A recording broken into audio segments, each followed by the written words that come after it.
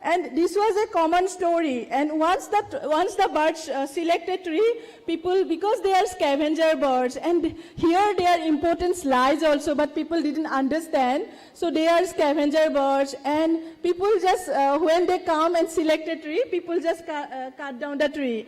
And how everything started, it was in 2007, and at that time I was a new mother of my twin babies, and I was also studying for my PhD. And I was studying, and at that time it was not possible for me to do much, and I didn't know anything about conservation. And one day an incident changed my life. I got a call from a person in a village, and I saw a man cutting down a huge nesting tree which was housing 9 nests, and all the baby birds fell down. And I dared to speak to the person as Dada. Dada means elder brother. Dada, why did you do so? This bird is in the breeding seasons. They have babies. And then this person and his neighbors, everyone was so angry on me. They started scolding me and telling me that this bird is a bad omen. Just take it away. We don't need this bird. It doesn't need to live. And something ignited in me, and I think I was a mother, new mother, and something ignited in me, and I was thinking that I only wanted to do my PhD, but what about the birds? So we have to change the mindset, change the perception, and that day that day something happened in my life, some changes happened in my life, and I think that was the turning point in my life, and I realized that these birds should be a part of our tradition and culture. And I just paused my PhD at that time, and I started, and I realized that this is something, a mission that I have to work with people, and all the time people started scolding this bird as bad omen. I thought that they are scolding my daughters, my babies, and something I found them together, all the baby Hargila birds, and this way actually my journey started, and everything was challenge, full of challenge only. And so this way, but only one solution was there, that we have to bring the birds into our hearts and culture. So this way we started working with communities, and especially with the women. And I started inviting our women, but nobody came, nobody bothered. My meeting was empty. So I got a solution to bring all our women to cooking competition, cooking festivals. And here please stop for a while. I want to share something. So our women started coming like anything, and I befriended with them, and I started telling them about the web of life that I want to share with you. The web of life that doesn't let me sleep.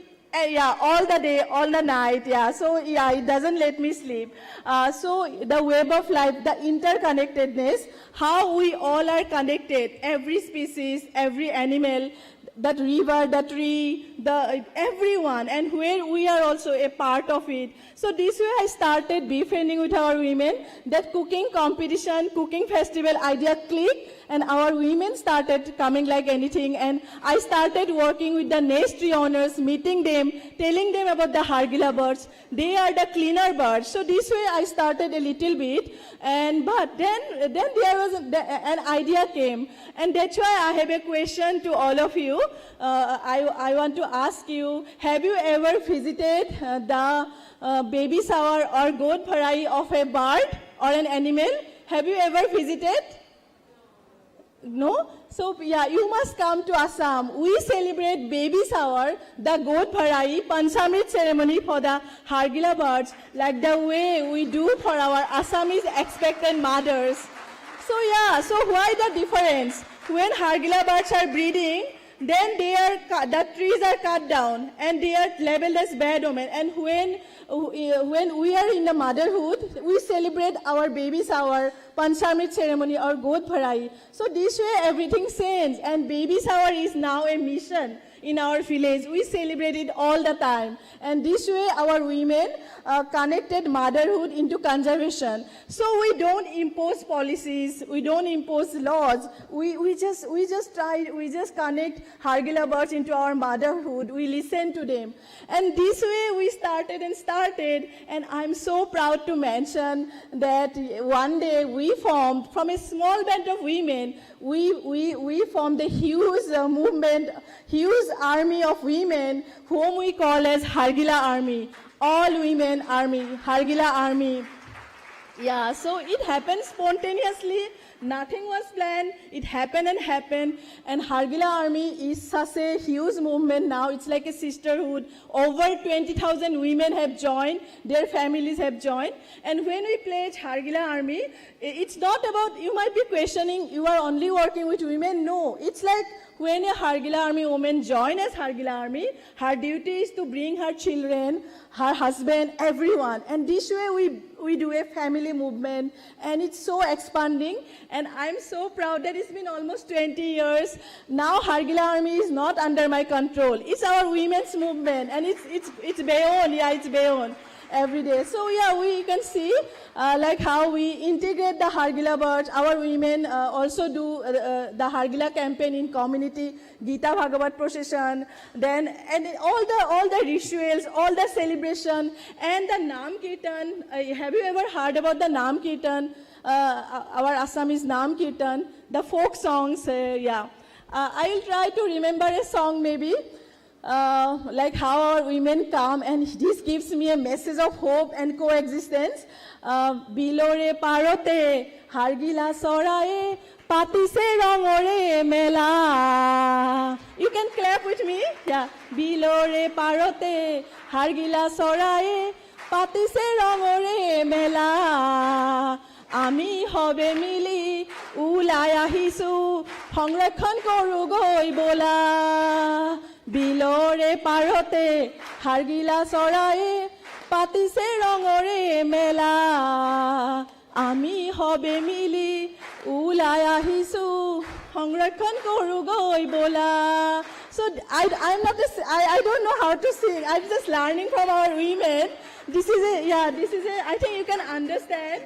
Yeah, I think you can understand, right? Assam, we are sister language, I think. Like how the birds are on the bank of the wetlands, and how they are celebrating the colors, the coexistence, and we the Hargila Army with pride, we come forward to celebrate them, something like this. And when I was doing this, I was having goosebumps. I'm sorry for that. It happens with me, yeah, so. We also celebrate Hargila birds in the wedding also. You can see earlier we were fired also. Why you are coming to celebrate in the weddings? But now everyone invite us. We have a wedding. They invite our Hargila Army to do some campaigns in the wedding also. You can see it. Yeah, next please. So our work is not only saving the bird, it is beyond that, and it is empowering thousands and thousands of women and their leadership. For example, Jonali is my inspiration. And I cannot tell everyone's name, but with Jonali, I want to give a voice of every woman in the village who gives me inspiration every day. And for example, this is the gamosa, Assamese gamosa. I can show you also, it's in my bag. So Assamese gamosa, and now you can see the transformation, how Hargila birds become a part of our tradition, and we respect our Assamese gamosa in Assam. It's like our heart. And now I got so much confidence because we include livelihood into conservation, and our women are selling them all over the world through some global platforms. And the previous slide, please. The previous slide, yeah. The previous, yeah. I always ask a question to people like you when I meet. Can a piece of cloth can save a bird from extinction? Can a motif or design can save a bird from extinction? And my answer is yes. So that is the livelihood, yeah. So that's why I wanted to share with you. Next, please, yeah. So yeah, tourists come and as I told repeatedly, I'm saying that our passion becomes fashion, people love, and you can see like the bad omen, that was the negative thoughts in our mind, now it's a part of our fashion. So we can do it with every species. We have pulsars, the many other species which are having the same stigma, and we can do it with everything. And I have also got enough confidence that we have to do it with our society, with our human society, because we have lots of dark thoughts in our society, and we have to remove together. We have to be the fighter of that, right? Next, please.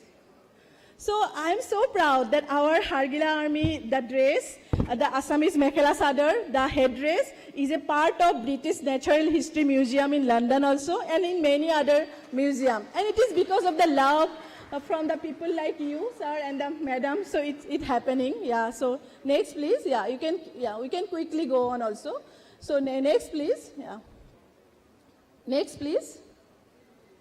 Yeah, so we also work a lot with children, and you can keep moving. Next, please, because they are our future leaders. And I want to show you our Hargila Learning Center, because I think many of the youths here, you might be a part of our Hargila Learning Center. In a school, we have Hargila Learning Center, and if you have any idea, any design, any game, environment education game, any songs, any art, painting, you can be a part of our Hargila Learning Center. And here you can see we don't miss any opportunity to create awareness. So I want to tell something about this picture. In Europe, in many places, the storks are regarded as carrier of babies. Stork carries babies. Have you heard about that? Please raise hands if you have heard about that. Yeah, and people keep asking me, and it is not in our place. So that I keep telling to our women, our children, and then we did a picture painting. It came out. So so that's why I wanted to share.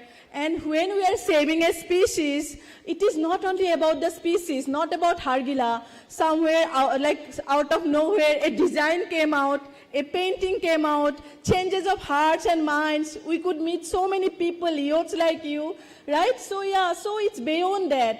And when we are saving a species, it is saving a complex ecosystem and many other species, because it's like an umbrella species, right? And here we put nets under the nesting trees, and the baby birds fall down, and we save them, we rescue them, you can see. And so far we have rescued and rehabilitated. We rescued more birds, but everyone we couldn't save, but we rehabilitated over 500 baby birds in the wild. Yeah, I wanted to share with you. And sometimes this rescued bird is a part of some comics also. You can also contribute sometimes.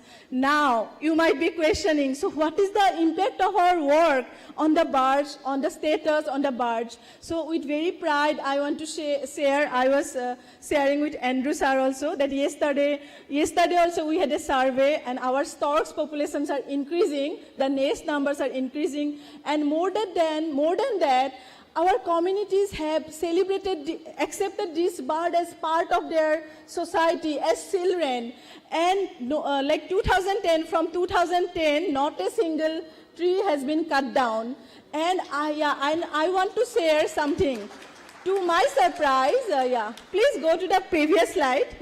To my surprise, last year, IUCN has declared this bird from endangered to near threatened, downlisted, and I was surprised, and I could see it in my lifetime, and I was surprised, and it is only because when our communities come forward, and so when we are working, so I want to tell everyone, all my youth friends, that you can also you can form your community, you can form an army of team among your youths, among your communities, and please start from something small. You don't need to do something big, and a small impact, a small work may cross the border one day. It can be a movement one day, and consistency is the key. And and when we work with communities while saving Hargila, I want to tell you that we are forming a resilient communities, and we all can do that. And I'm so proud that now we are working this, our work is regarded in many places now as a replicable model, and we are also replicating it in Cambodia. We have just started working there in Cambodia, and I want help from all of you. And in Kolkata, this bird was there in Kolkata long back, 50 years back. And you can Google, it was a part of the logo of the municipality also, but it's not there. And how can we take it as granted? Something is missing, we lost one species. So let's give a voice, let's do something together, if somebody is there from Kolkata, so that people can know that, you know, Hargila bird was there in Kolkata, and so that we do something more, so that we don't lose any species further. So we can do more and more. And youths like you, I want to tell you, the youths of Orissa, youths of India, ma'am already said that you are full of ideas, courage, power, creativity.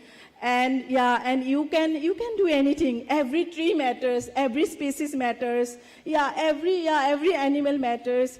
And you can convert fear into hope, bad omen into a tradition and culture. And more than that, yeah, fear into hope. Let's work together. Let's start from something tiny. And just come forward, make your hands dirty, do something small, and it will have a ripple effect one day. Thank you so much. Let's soar like Hargila and tak, tak, tak, tak, tak. Thank you so much. I'm so honored. Thank you. Thank you so much. Jai Jagannath. Thank you.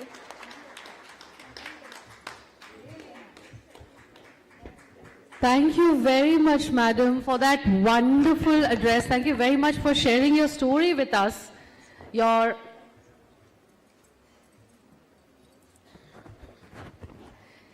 story of resilience, your story of success, and might I say you look lovely in that mekla chadar, jisme bhi stalk bane hue hain.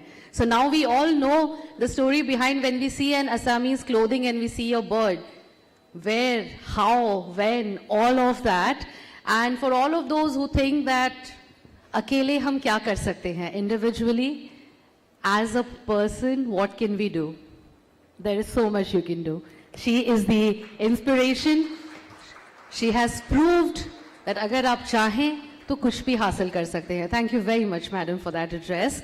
And now, ladies and gentlemen, I'm going to invite a well-known name in Orissa, an editor and politician with an unblemished image. He has been the member of the Legislative Assembly and 4-time member of Parliament in Lok Sabha from his beloved constituency, Dhenkanal. He voluntarily chose to quit political life and return to full-time journalism in 2019.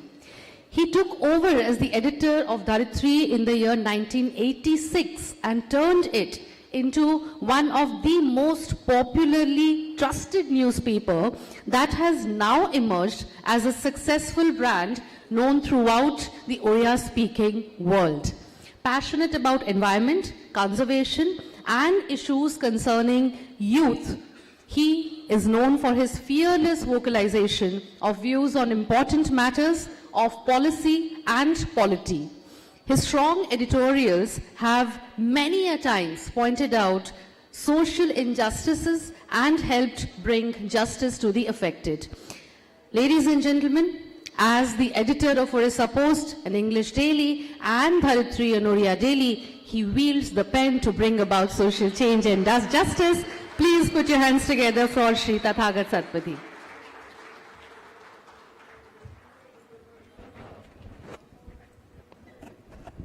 Namaskar, Pranam, Johar. I seek permission from the amazing 3 speakers on our stage today to speak in Odia. आमे जो 3टी भाषण शुणिलु मुझे भाषण बोली कहबिनी 3 जन जाक तांकर अंतररू तांकर हृदयरू तांको मन भितरू जोटा को सेमाने सबुठु बेसी भल पाउछंती सेही भल पाइबाटा आम सम्मुखरे आनिकरी अजाड़ी देले मु तांको प्रति केमती कृतज्ञता ग्रेटिट्यूड जणैबी ସେଥିପାଇଁ ଶବ୍ଦ ନାହିଁ। ଆମେ ମୁଁ ଏଠି ବସିଥିବା ବେଳେ ତିନି ପ୍ରକାରର ସେନ୍ସେସନ୍ କି ତିନି ପ୍ରକାରର ଫିଜିକାଲ रिएक्शन मोर भी हैला। रिएक्शन टा नेगेटिव ही जाउची, मो रिएक्शन कहबिनी, फिजिकल सेंसेशन हैला एमानकर कथा सुनिकिरी। सेतिपई मु आउ अधिक किछि कहबा को चाहेनी। गुटे गुटे कथा एंड्रू फ्लेमिंग सर जहाँ कहले तांको कथारू आपण माने बुझले जे गोटे पृथ्वी व्यापी गोटे समस्या सृष्टि होती जो समस्या को आमे समस्ते जानुचे एवं ताकू केमिति आमे सामना करिबा से विषय रे सुनीता नारायण किछि दिग्दर्शन देले। गोटे कथा मो मनरे गोटे छाप पकेला, गोटे थोप पकेला जे प्रत्येक लोकलाइज्ड कम्युनिटी जदि से माने निजे बंचिबार निजे केमिति उधेइबे केमिति से माने सुस्थ रहिबे जदि भाबी पारिबे ताल हुए तो जो कोल्ड ड्रिंक्स रे पेस्टिसाइड पीबा को न भी पड़ी पारे। एवं शेष रे happy birthday to you madam, may you live very very long and in this charming, smiling, happy manner that you distribute happiness as the Hargila bird which does tut tut tut.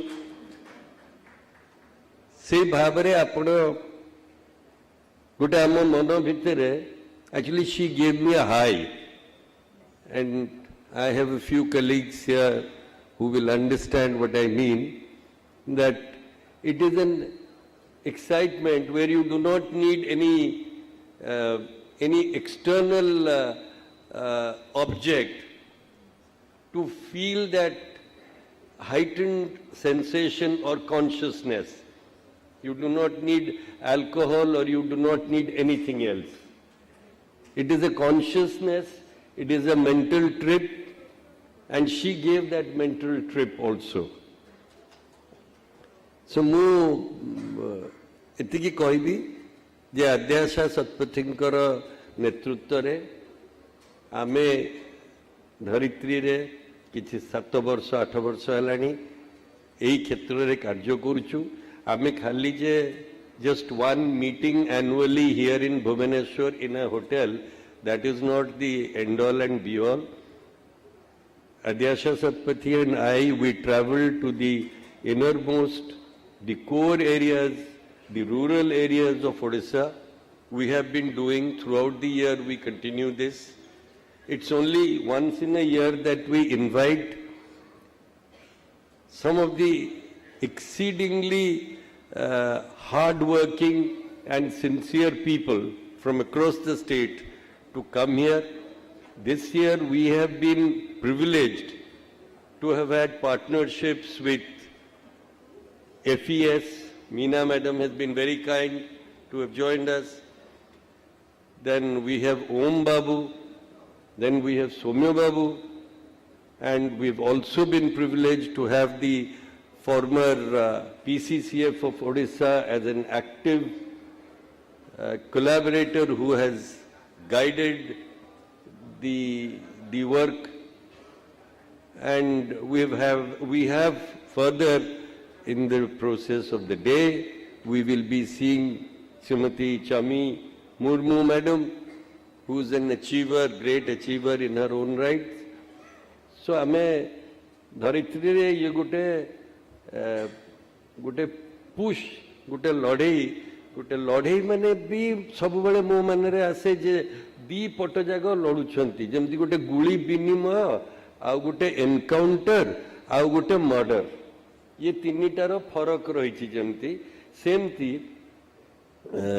आमे लड़े करूनु किंतु आमे गोटे सचेतनता सृष्टि करने को चेष्टा करुचु जो थे कि प्रत्येक नागरिक जोटा सुनीता नारायण कहले प्रत्येक नागरिक सी तार कर्तव्यटा जदि बुझिकी सी जदि से लोकल कम्युनिटी भितर जदि परिवर्तनटा आनी पारिला ताले से परिवर्तनटा दीर्घमियादी रहिबो एवं से परिवर्तनटा हुए तो आम समस्त को साहाय्य करिवो। धरित्री से दिगरे कार्य करुची आद्या शतपति नेतृत्व में धरित्री टीम ओडिशा पोस्ट टीम समस्त को मु धन्यवाद देवी एवं आद्याशा सांगे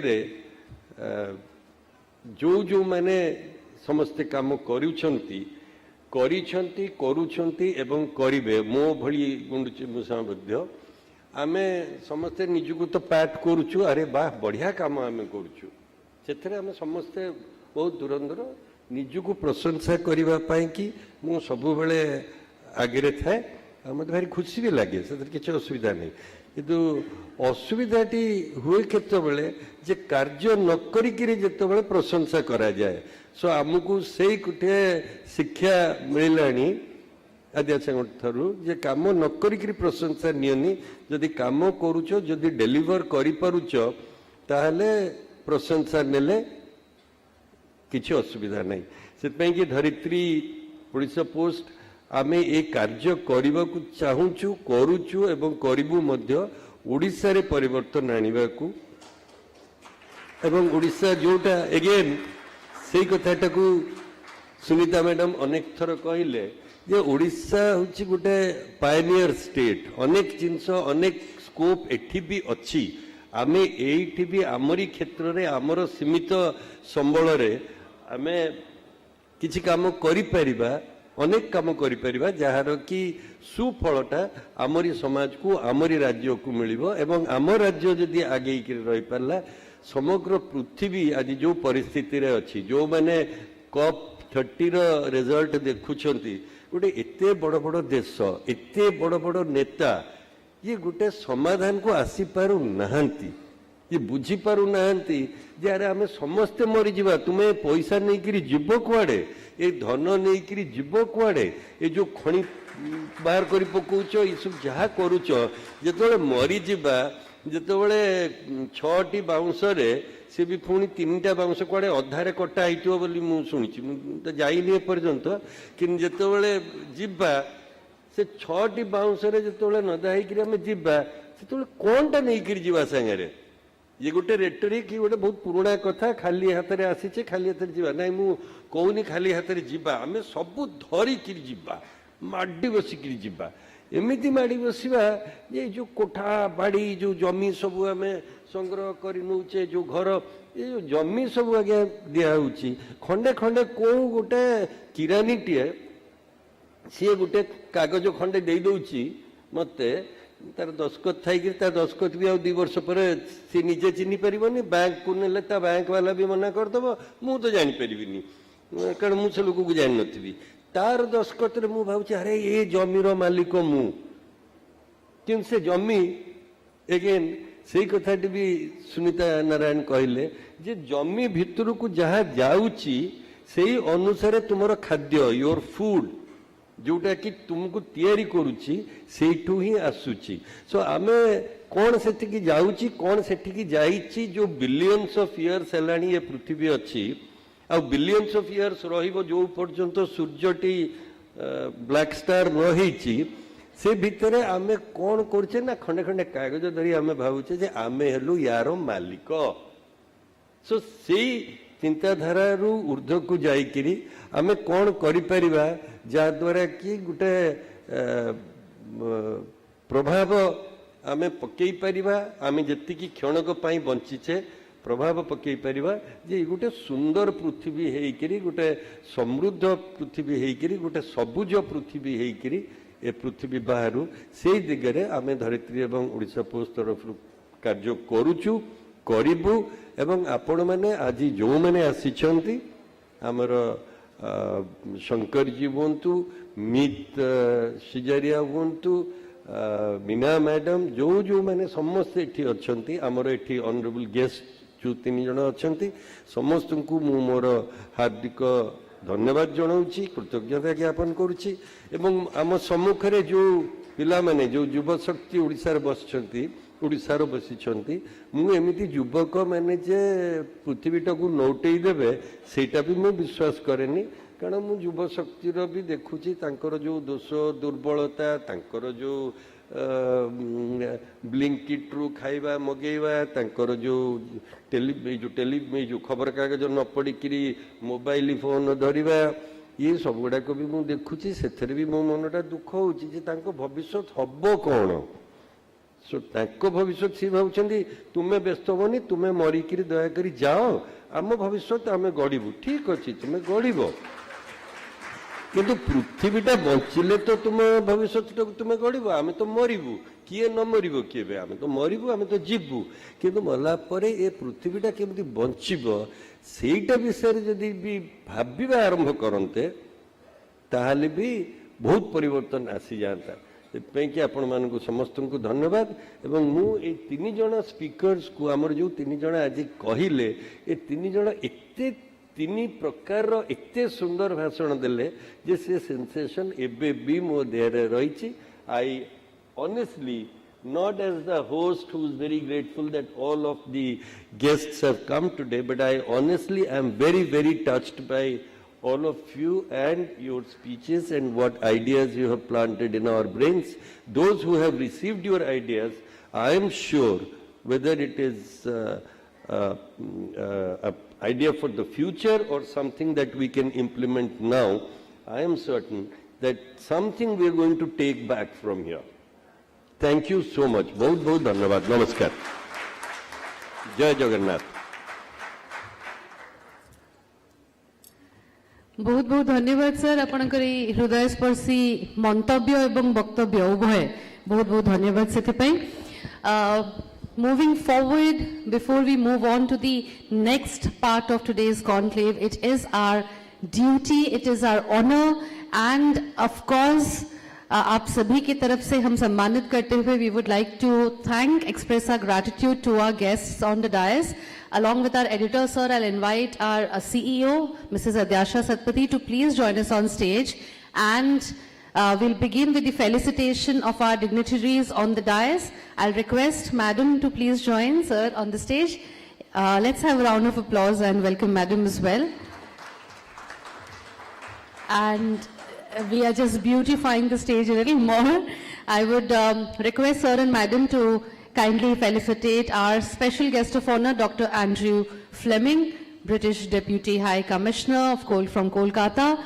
Sir, thank you very much for your presence, for being a part of the 5th edition of Dharitri Youth Conclave 2025.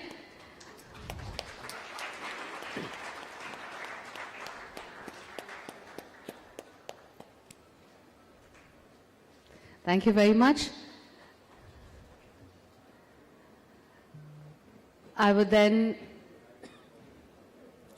request Sir and Madam to kindly honor and felicitate our Chief Speaker, Srimati Sunita Narayan, Editor Down to Earth, Padma Shri, Madam Sunita Narayan.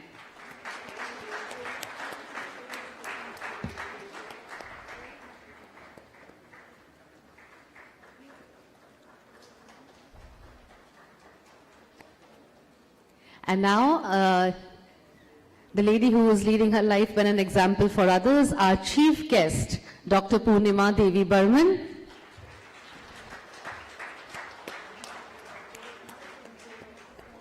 Eminent biologist and conservationist. Yes, actually, well, let's wish her a very happy birthday and a prosperous life ahead. Thank you very much. With this, I thank our esteemed guests on the dais. I would invite them to please take their seats in the front of the stage and please be a part of the rest of the day as well. Your presence will motivate us a lot for sure. All right, so ladies and gentlemen, we now move on to our panel discussion for the day. I'll begin by inviting our very first panelist, Madam Adyasha Satpathy, CEO, Dharitri and Orissapost. I would invite Madam to please come on stage. Our moderator for the session, Shri Arun Krishnamurthy. Ladies and gentlemen, the dynamic founder of Environmentalist Foundation of India. He is renowned for leading lake restoration efforts across the country, including Odisha. He brings unmatched experience in environmental advocacy and grassroots conservation. His impactful work has earned him several prestigious honors, including the British Council International Climate Champion Award, the Rolex Award for Enterprise, and the Jane Goodall Institute Global Youth Leadership Award. I would invite our CEO, Madam Madhyasha Satpathy, to please come on stage and present a flower bouquet and welcome Shri Arun Krishnamurthy, our moderator for the session. Ladies and gentlemen, under his leadership, EFI has restored nearly 200 water bodies, combining community participation with innovative conservation methods. With his deep commitment to the environment, he is the perfect person to guide today's discussion. Well, thank you very much, sir. Welcome. May you please be seated. Our next panelist, Madam, आपको भी अनुरोध है आसन ग्रहण करने के लिए. Our next panelist for the session is Shri Karthik Shankar. Ladies and gentlemen, he's an evolutionary ecologist and founder trustee of Dakshin Foundation. He sometimes is a guitar player as well, an occasional writer of children's fiction, and practices drums. Currently, he serves as an associate professor for the Center of Ecological Sciences, Indian Institute of Science, Bangalore, at CES, where he also worked for his doctoral degree. He supervises student research on a range of taxa, including frogs, reptiles, bird, plant, reef fish, and other marine fauna.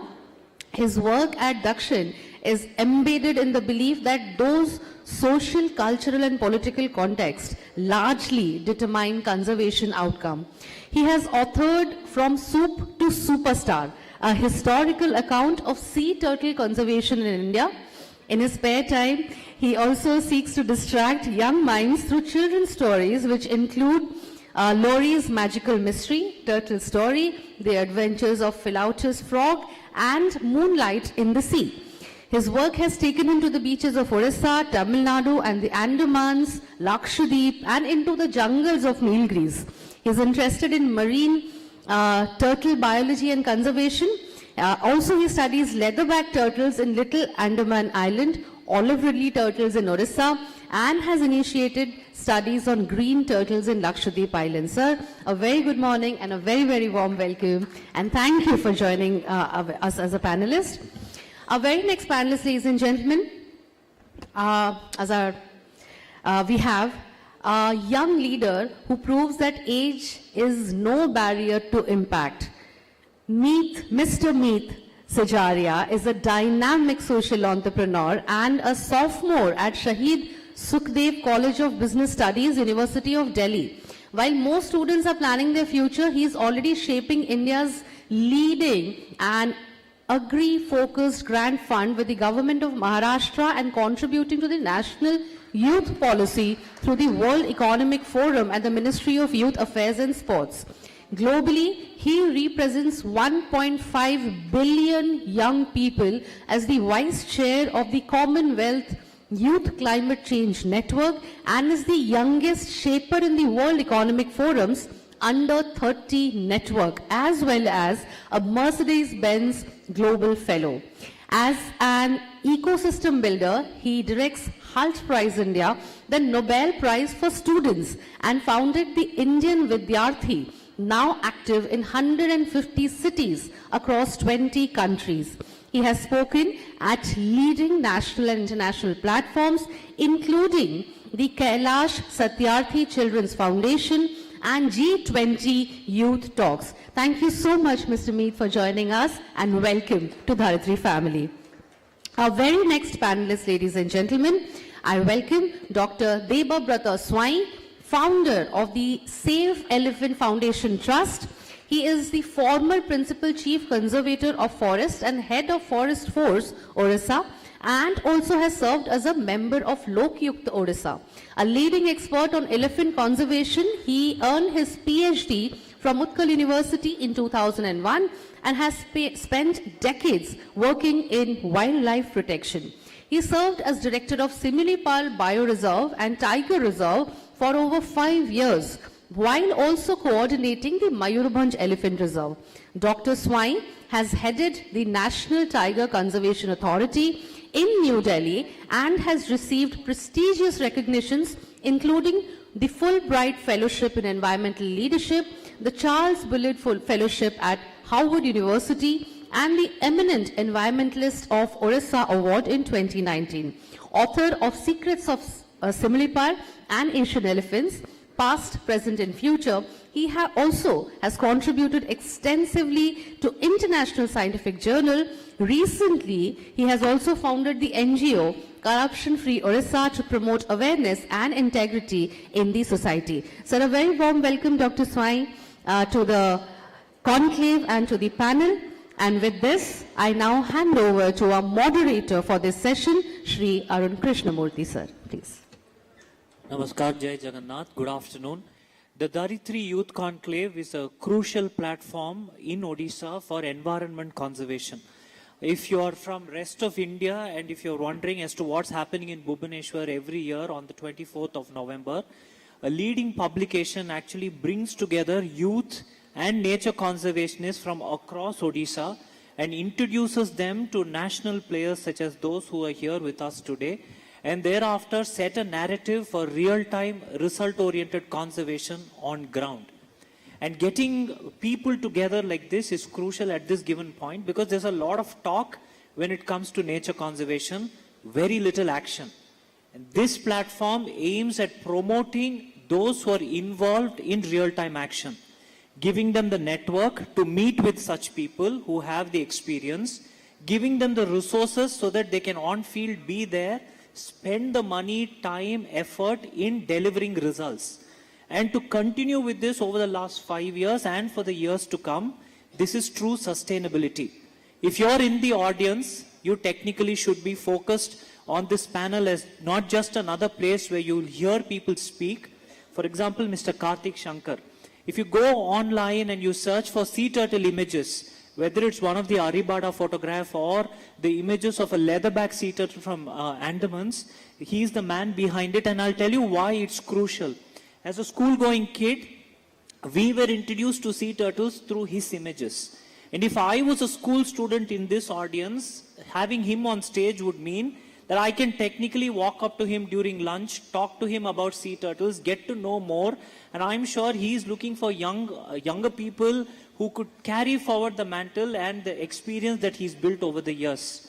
Or sir, who's sitting immediate left of me, who's been the principal chief conservator of forest, who's been at Simlipal, who's worked with elephants. He technically knows how the administration works. He actually has drafted policies, implemented work. And if you were behind the scenes, push of a button, a phone call, anybody in the administration reaches out to him, and there's a lot of network that he carries along with experience. So this is the culmination of the experienced and the youth. And the previous panel, I don't even have to mention as to what kind of experience were there. People from Delhi, people from Kolkata, all these people who can be brought together for some real-time work. And how do we, of course, take the grassroots local heroes who are here, and how we deliver results is the goal. And then there's this young man from Delhi who's actually using his position as a student, an urban Indian. He's using every platform. Maybe you should take more stories from Odisha to him, so he represents Odisha at a stronger level. And nothing to say more about Madam Adhyasa, her entire vision for bringing a lot of youth into this. It's a lonely battle that Dharitri and Orissapost is fighting out there with select set of people who are supporting them over the years. And I think we should make Dharitri and Orissapost our own, where we make this a platform for the turtles, for the elephants, for the rivers, for the lakes, for the forests of Odisha, and head out and deliver results. With that introductory note, I'm going to invite Sri Karthik Shankar to take the podium for his presentation. It's a beautiful storytelling. I'm sure you'll enjoy, sir, please. His slides can also be projected. So we're requesting you to keep it 5 to 7 minutes so that we could come back for questions. And the other panelists would be on for answering multiple questions. Please pay full attention and frame a lot of questions that you can take back during lunch for them. Thank you, Arun. While the slides are coming up, let me thank Team Dharitri and Orissapost and Shri Tathagata and Madam Adyasha Satpathy. Thank you so much for inviting me. Thanks Arun for the introduction. I discovered that you're from Madras Christian College. He was born the year that I joined college, which sort of gives like this sort of generational transfer kind of idea. And 2 years after that, we actually started the Student Sea Turtle Conservation Network, which is a students group which we started as college students, and we thought it may last 2 or 3 years. Nearly 40 years later, that students group is still active, so it sort of gives an idea of the power of student sort of action and movement. And in all those years, it's been primarily run by students in Chennai. Anyway, I thought I couldn't come to Odisha and not show a few slides about olive ridley turtles. And so I asked Madam Adyasha for permission to speak for a few minutes.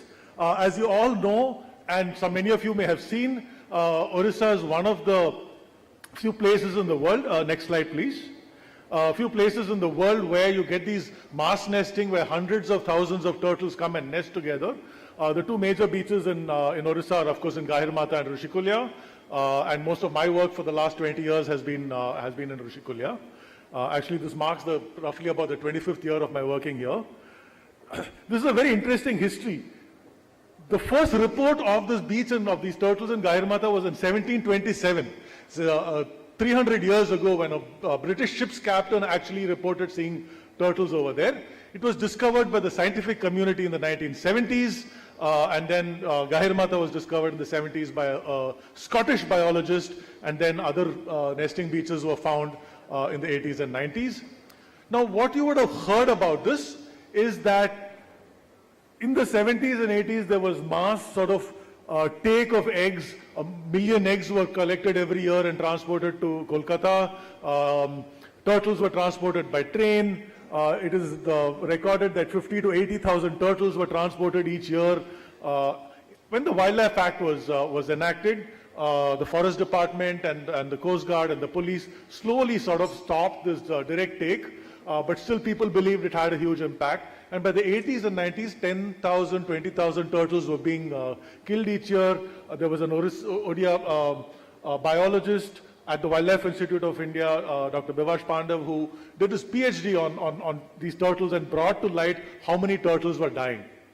So, next slide.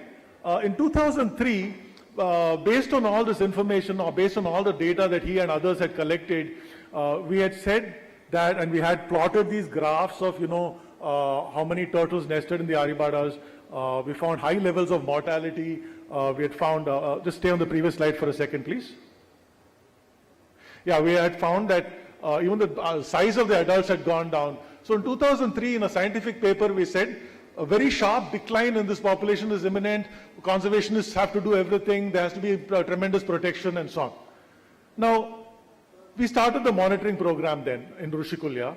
Over the last 20 years, we have found steadily that in Rushikulya it's gone up from about 25 to 50,000 turtles to over 200, 300,000 turtles a year. Next slide. This is in 2013 when that year I think about 200 to 300,000 turtles nested. Next slide. This year there was a first Aribada of 500,000 turtles and a second Aribada of 300,000 turtles, 350, 909 lakh turtles nested in Rushikulya. In between, some number of turtles nested in Gahirmata, maybe another couple of lakhs, more than 10 lakh turtles, 1 million turtles nested in Orissa this year. So, as Madam Purnima said, the stock was also downlisted to near threatened. The olive ridley turtle, by the time it is next, IUCN does an assessment, they may not consider it threatened at all. Now, in 2025, we basically know that large number of turtles are nesting. We really believe that the population of Orissa, olive ridleys in Orissa is increasing dramatically despite the mortality. The mortality is still going on, but this is a population that is actually able to sustain that level of mortality. And that really must make us think about what is conservation. Next. So I think this is a background for, we only hear doom and gloom stories about conservation in India, right? But if you look at wildlife, elephants have increased, tigers have increased, leopards have increased. Most wild animals that people are focused on, just pause for a second, I'll tell you. Most wild animals have increased, And this has to now bring us to question, this sort of model of conservation that we had, which was protect everything. We have to now really ask ourselves we have to be provocative and ask ourselves, what should conservation be, right? When I said balancing human well-being and environment, I don't want to dwell on this, but the work that we do in Orissa it's only 20% of our work in Orissa is about turtles. 80% is working with communities on health. Please back up a second. Previous one. Yeah, just stop there for a second. 80% of our work is actually working with communities on health, livelihoods, governance, sports. I visited our program that's teaching the children how to learn ultimate frisbee. This is the focus of our work because this is what we believe is needed for long-term conservation even of turtles or marine ecosystems or whatever it is. Now, Dr. Sunita very beautifully set up my last couple of slides because she spoke about sustainability and involving communities and benefits and so on. When I say I love turtles, what does everybody here think? They think I love turtles as animals, they think I love watching turtles, they think I love doing research on turtles. Next slide. If I say I love fish, how many people, put your hands up, how many people here eat fish? Macho. 80-90% I bet eat fish, right? If I say I love turtles, nobody thinks I love eating turtles. But if I say I love fish, next slide. Next. Yeah, please go ahead. Yeah, you can show the slide. Yeah. Go ahead and click. Yeah. It could be because they're beautiful. Keep rolling. It could be because they taste good. It could be because they make great risk. Keep rolling it. Keep rolling it. Keep rolling it. Because they are wonderful research models. They have amazing diversity. They are, some of them have medicinal value. I could be because I'm an ecologist. It could be for 100 different reasons. And each of these reasons, we think is valuable for us as a society to recognize, regardless of what plant or animal it is.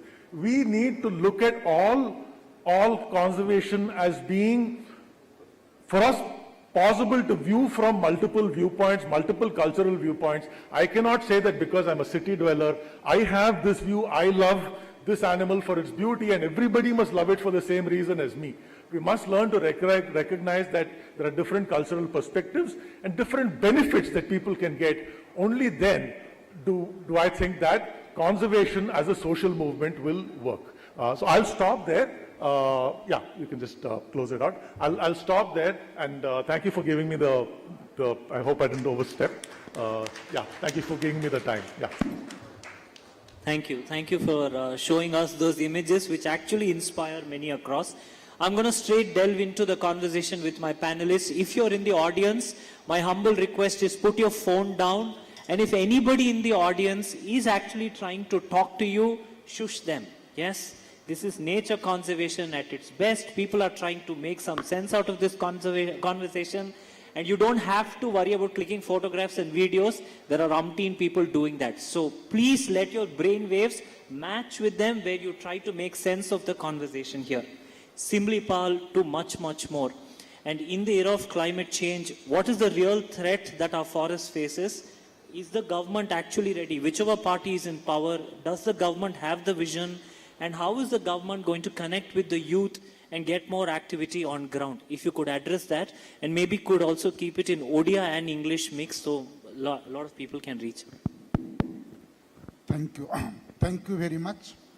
Actually, this is the state of Odisha, and we are having actually 61,000 square kilometer of forest land as recorded forest land, which is about 40%. As per our mandate, there should be 33%, and it is now 40%. And you see, we have a lot of mining. In spite of mining, our forest area is increasing day by day. So that is the positive part. And positive part ends here. Now the negative part is that we are, since long, 19 protected areas, means sanctuaries, and 2 national parks. Recently, Simlipal is included in the national park. but that is within that 19. So we have not added any inch of protected area since long.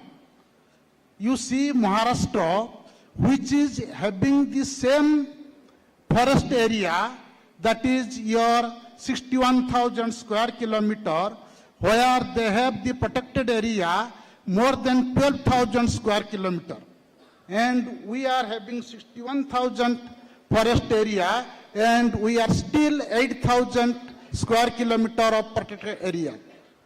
And the thing is that we are actually we are telling till now that our elephants are increasing, but in fact our elephant numbers are decreasing.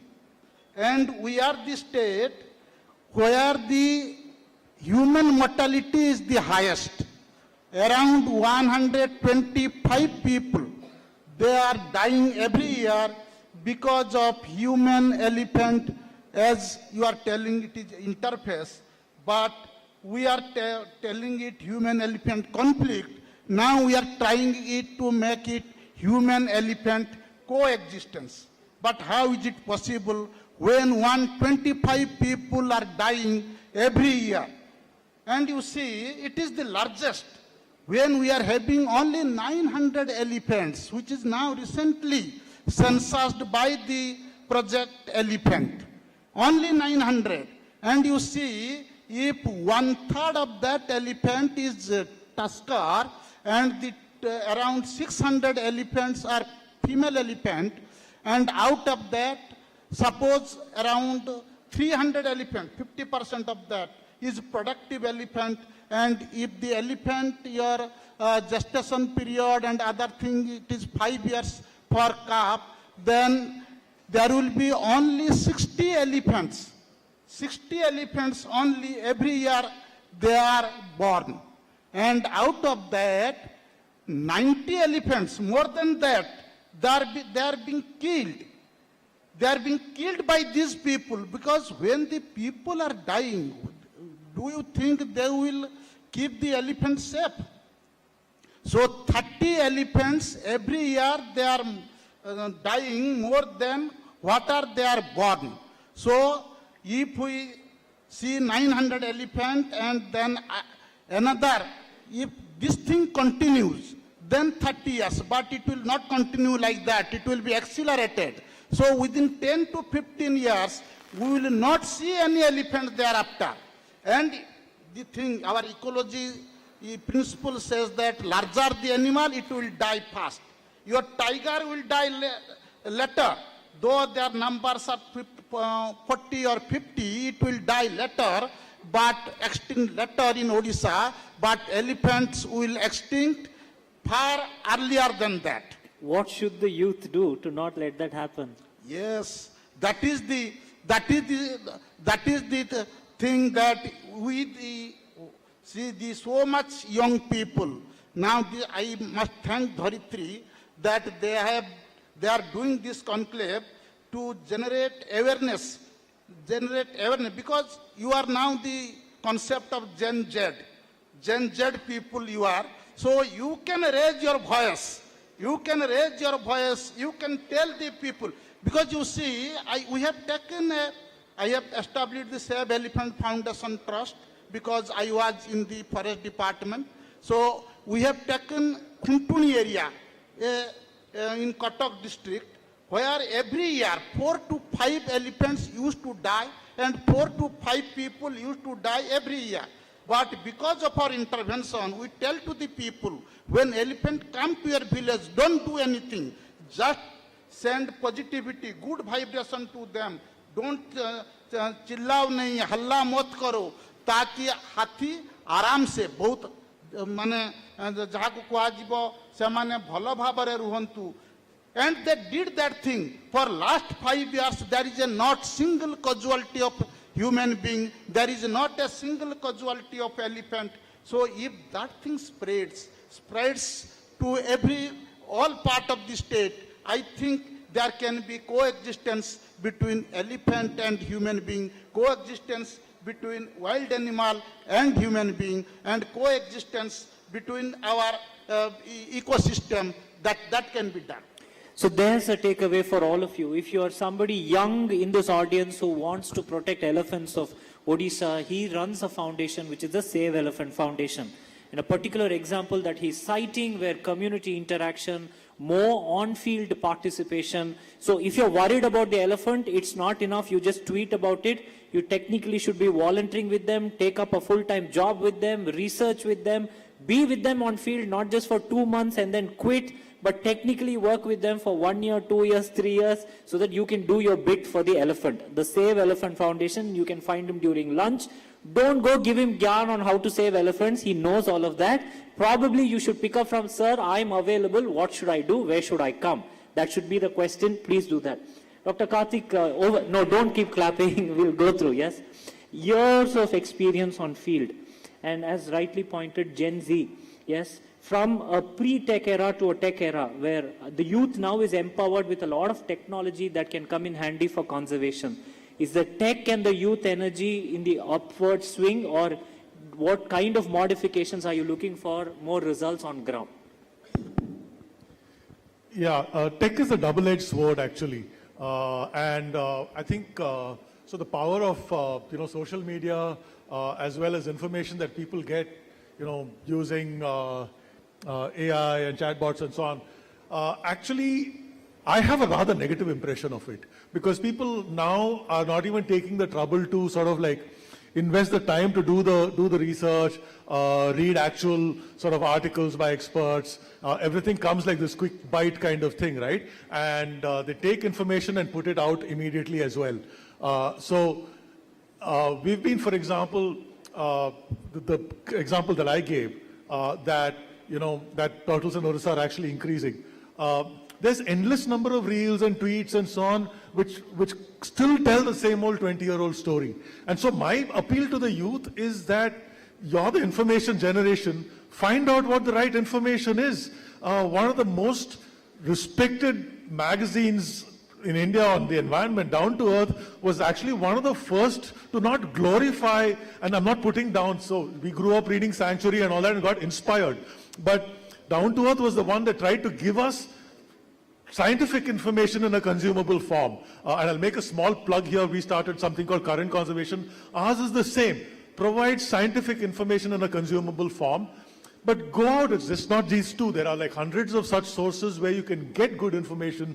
And now use the power of your generation, Gen Z, as Sir said, to sort of amplify that, amplify good quality information. Not all of it is doom and gloom. I think Gen Z has a huge role to play, but I think right now it's this sort of like Since you're keeping your answers so precise, I'm tempted to ask you one more.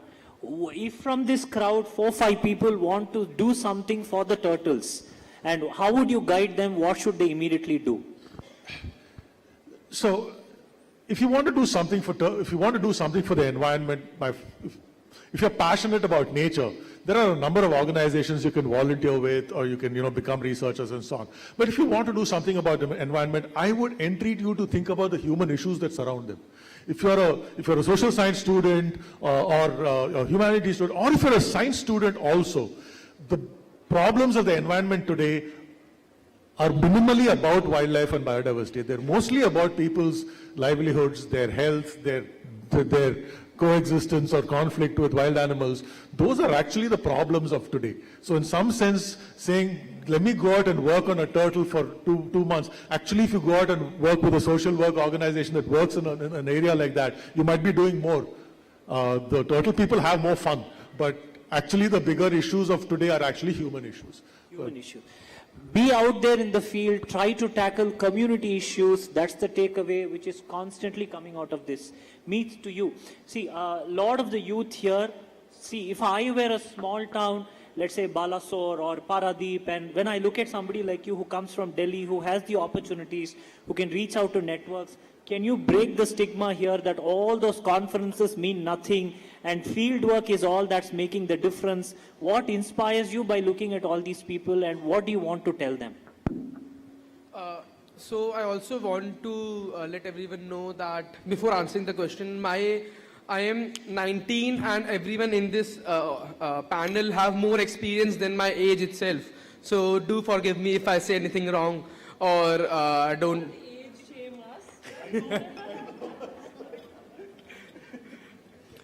Still, I started working when I was 14, and the reason was because I was shifting my cities from Delhi to Meerut to Ghaziabad and all, and I saw a lot of difference in opportunities across the schools, across economic strata as well, and that's when I also started my journey in the climate and education space. And the reason we started doing activities in education was because we saw that the students in tier 2 or 3 cities don't have that opportunities, they don't have that exposure to avail to the opportunities which are available to the students who are studying in top schools. And similarly, we wanted to democratize the opportunities there. So as soon as we started working with our own organizations on local level, we thought that we should also work on a larger scale of things with international bodies, such as I'm working in Commonwealth, in World Economic Forum, through UN Environment Program. And what all of our efforts are motivated are towards making sure everyone in India, in other countries in Caribbean, in Pacific, in Africa, gets the opportunities, their efforts get amplification, and they also get institutional support.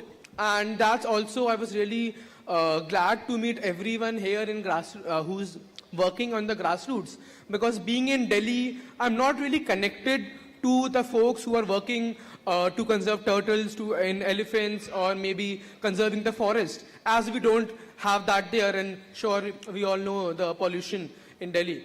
And a lot of grassroots leader being in these small towns, because they are connected to the nature, because they are seeing the change happening in front of them. We can't really do that. We can only see a new flyover being built, a new skyscraper being built in our neighborhood, but not the change in the environment. And that's why all of our efforts, let's say, are motivated towards tier 2 and 3 cities. And even here I had this in mind that whoever is working in policy, in tech, in agriculture, as I am a firm believer in institutional support and working with CSR heads, with the international bodies and all. So whoever wants to work in Commonwealth, I had this in mind that I will take 3 or 4 grassroots leaders to work with me in the Commonwealth. We will float an opportunity, we will loop in Dharitri so that all of you can get the applications for it. We will also invite applications for whoever is working in agriculture, as I'm working with the CSR heads and providing grants to people who are building sustainable businesses in agriculture. We will provide the grants, and that's how we want to democratize the opportunities, the funding, and a lot of other things which we can float around in tier 2 and 3 cities. And as most of the India resides here, as most of the problems can be solved here and not in cities. Perfect, beautiful answer. Conservation is a collaboration. It's not a one man, one woman, one organization show. Turtle man, lake man, forest woman, nobody exists. Nature does its work. We're just a tool in this journey called conservation.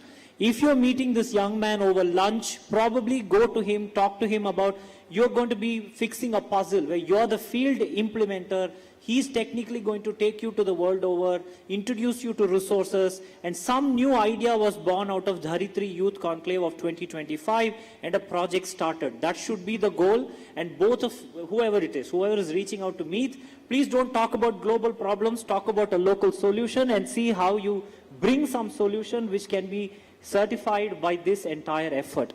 Why do you do this, Adhyashaji, every year?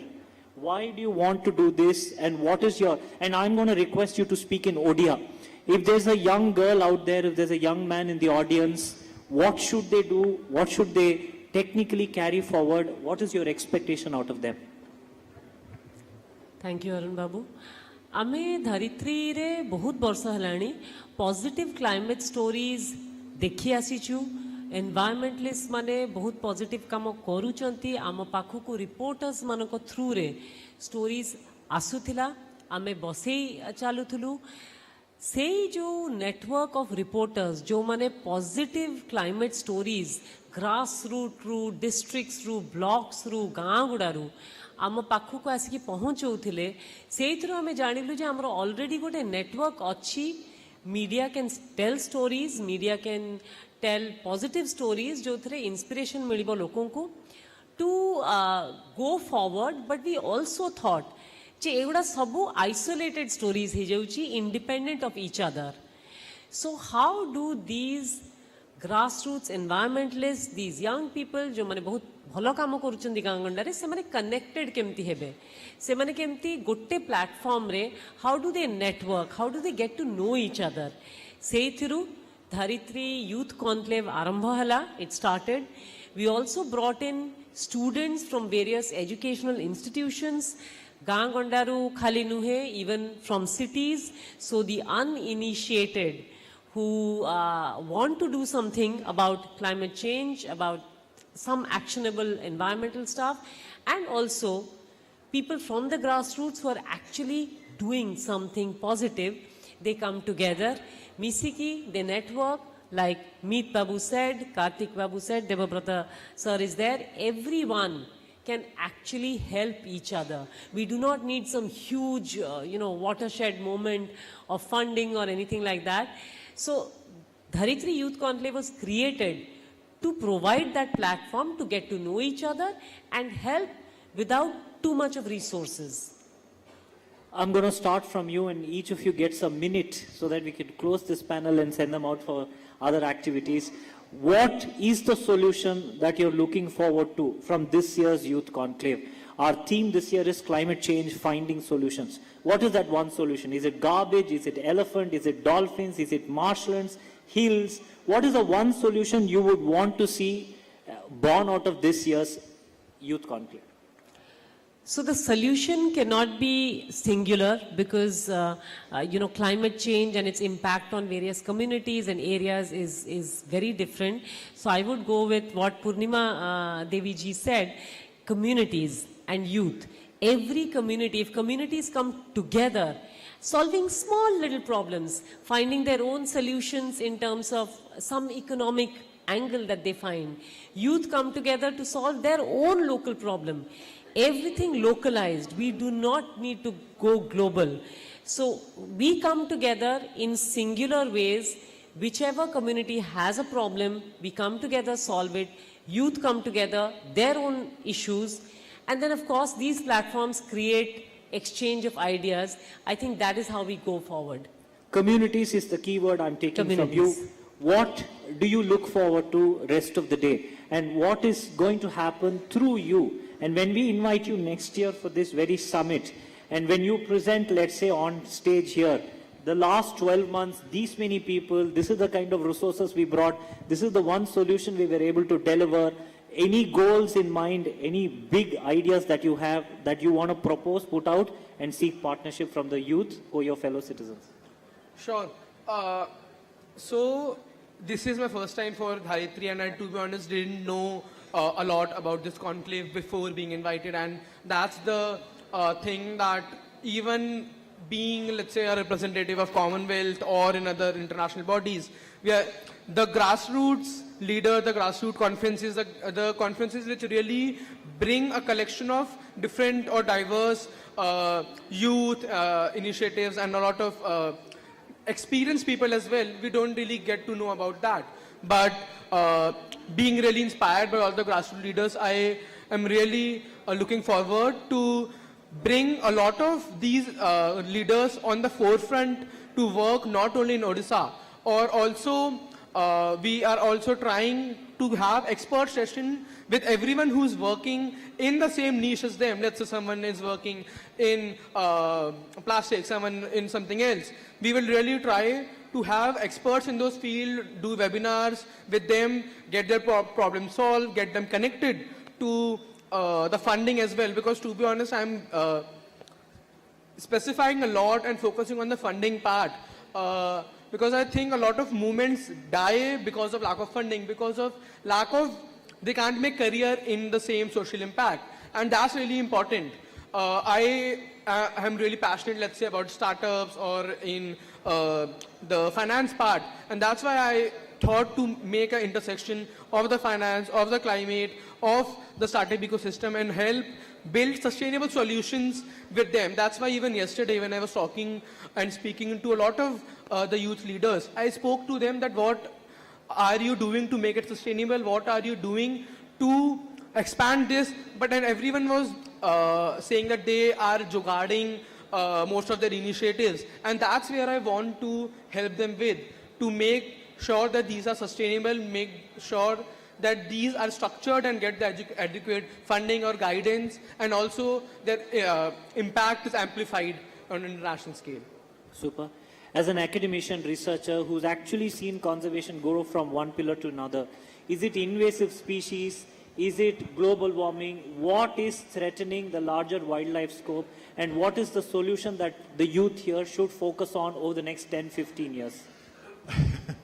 Well, fortunately for me, our distinguished speaker, Sunita Narayan, has outlined it beautifully. I would just like ask people to reflect on what she said, actually. The larger global forces that are driven by capitalism are the root causes of climate change, the root causes of land use change, the root causes of poor land use patterns, it's the root cause of environmental degradation. Conservation is actually just a minor, sort of like a minor outcome of all of that. So in some sense, I think I would just echo her voice in saying that we have to question this paradigm that we're living in, and I think it's up to the youth of every generation to question it and say, why do we buy the same lies that we've been sold for 50 to 70 years? Basically, like, you can say industrial revolution, but post World War II, we've lived in a particular, we've lived in a lie. And honestly, if you take conservation itself, if you believe what the larger some of the global NGOs say, those are also part of the same, economic system in a sense. So my takeaway is not specific about conservation itself. I think one needs to defocus from conservation and see the bigger picture in all of this. Which is the bigger picture, and what should the youth take away from this? Well, the youth takeaway is exactly what she said, is to question every truth, quote unquote, that we are told about what is right and wrong for our society. That, for example, like she said, the solution to emission thing is to have cleaner engines, but that's not solving the carbon dioxide problem. So every solution that is a politically or economically motivated solution, we have to question it. And I think that's my biggest message to the youth, is question what you're being told and what you're reading. Perfect. It's conservation. You learn something about conservation when you question everything that you've been taught to believe. Science at play.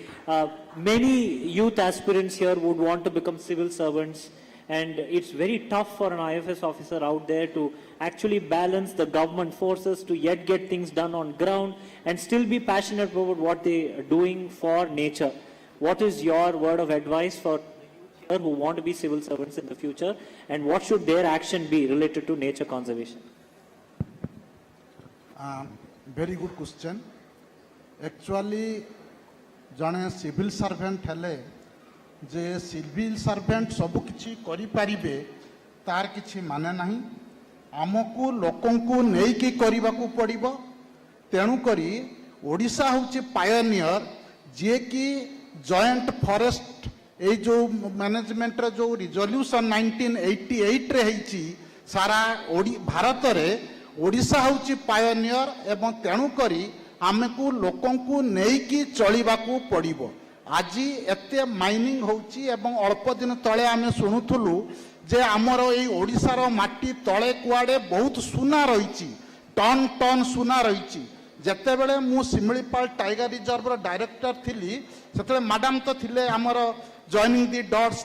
We are very much grateful to her because she has joining the dots, and because of her tigers are now conserved in the country. Now somebody has to come out for all other species, including elephant, so that something is framed out for conservation. So आम ओडिशार माटी तले सुना रही, लेकिन इसके ऊपर तो डायमंड है, इसका ऊपर जो पेड़ है, पौधे हैं, जो जीव जंतु है, ये तो कोई डायमंड से कम नहीं है.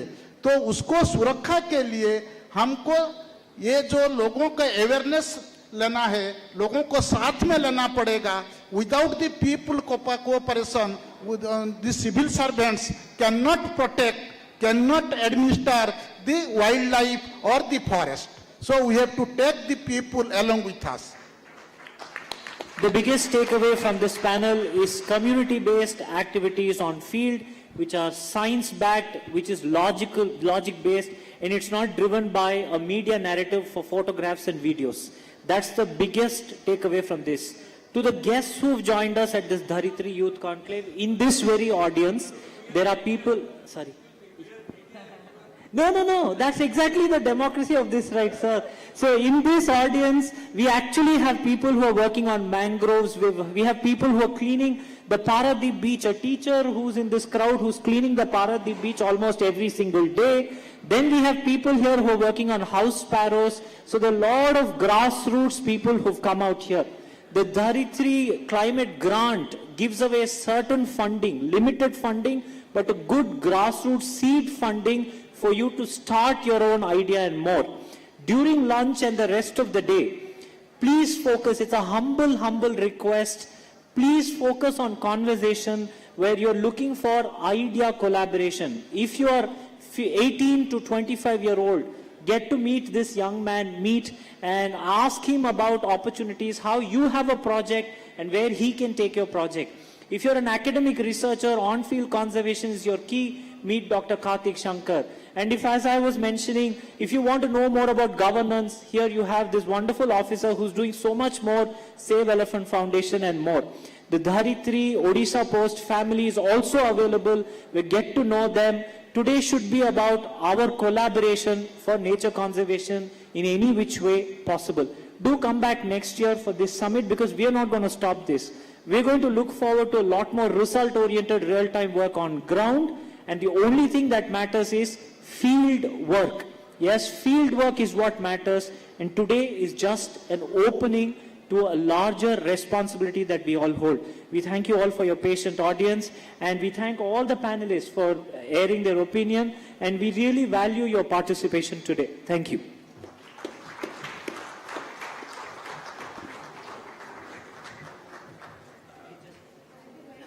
I would request our panelists and our moderator to please stay back. We'll have a group photograph, and I'll invite our editor, sir, to please join our CEO, madam, on stage, as we would like to thank and express our gratitude to our panelists and our moderator for their excellent discussion and beautiful summary by Mr. Arun Krishnamurthy here. Well, sir, welcome. I would request our guests to kindly stay a little close because we'll have a perfect group picture first.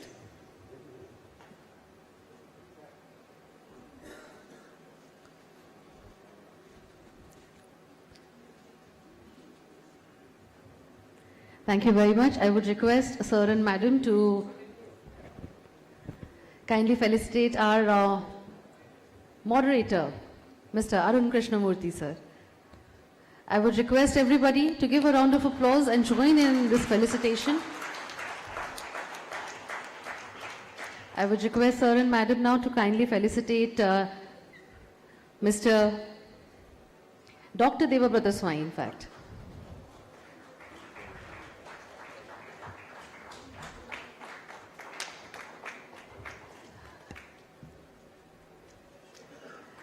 We would then like to thank and we did our felicitation for Mr. Karthik Shankar and now Dr. Devabrata Swai, and then we would like to felicitate Mr. Meet Sajaria.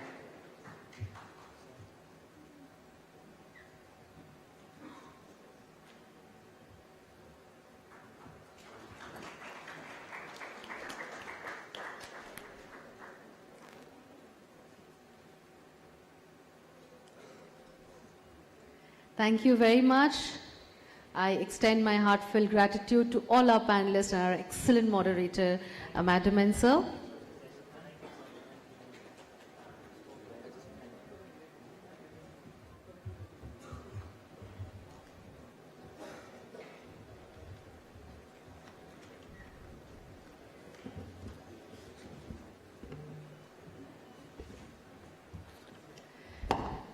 Well, ladies and gentlemen, as we take a step closer towards meeting this year's Climate Grant awardee, before that, the most prestigious felicitation of Dharitri Youth Conclave, the Lifetime Achievement Honor. Well, this year's Lifetime Achievement Honor is being given to a personality who has led her life by an example. As I introduce her, I take the extreme honor and privilege because she has not only dedicated her life into conserving the environment, but has been a force of nature to reckon with. She has changed people's ideologies, mindset, and community as a whole as well. Ladies and gentlemen, imagine dedicating your life to nurturing the very air we breathe and planting hope one sapling at a time. Today, we honor a woman who has done just that, transforming her village and inspiring a nation. She began her mission in the year 1996 at Bagrasai village, driven by the need to replace trees felled by the mafia.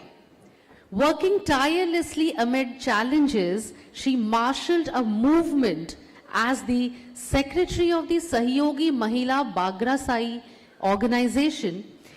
She championed a cause that now boasts 3,000 members.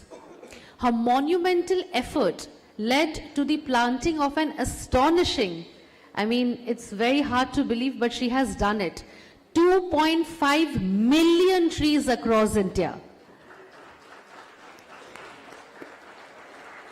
In recognition of her relentless dedication, the Government of India honored her with the Nari Shakti Puraskar in 2019 and most recently the prestigious Padma Shri in 2024. Ladies and gentlemen, she is a living testament to the power of grassroots activism and the profound impact of one determined individual. As I invite her, उनको सम्मानित करने के लिए, इस मंच पे स्वागत करने के लिए मैं आमंत्रण करना चाहूंगी हमारे सम्माननीय एडिटर सर श्री तथागत सतपथी, हमारी सम्माननीय CEO madam Shrimati Adyasha Satpathy. I would also take this moment to welcome back on stage our chief guest of today's Youth Conclave, Dr. Purnima Devi Burman, our chief speaker, Srimati Sunita Narayan, and our special guest of honor, Dr. Andrew Fleming. Ladies and gentlemen, please put a very big round of applause as we are delighted to have amongst us Padma Shri, Srimati Chami Murmu.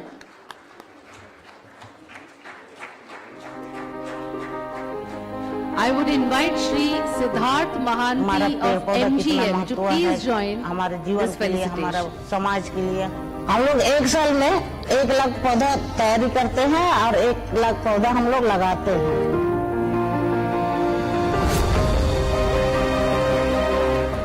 Padma Shri Chami Murmu from Jharkhand is a remarkable symbol of courage, struggle and inspiration.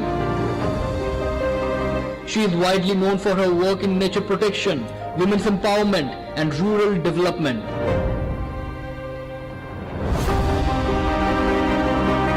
यही घर में मैं जन्म ली थी और एक घर से बड़ा होकर के मैं अपना एनजीओ को संस्था को बनाए, स्वास्थ्य का, शिक्षा का, जो भी हम अपना फील्ड में सेवा कर रहे हैं, काम कर रहे हैं.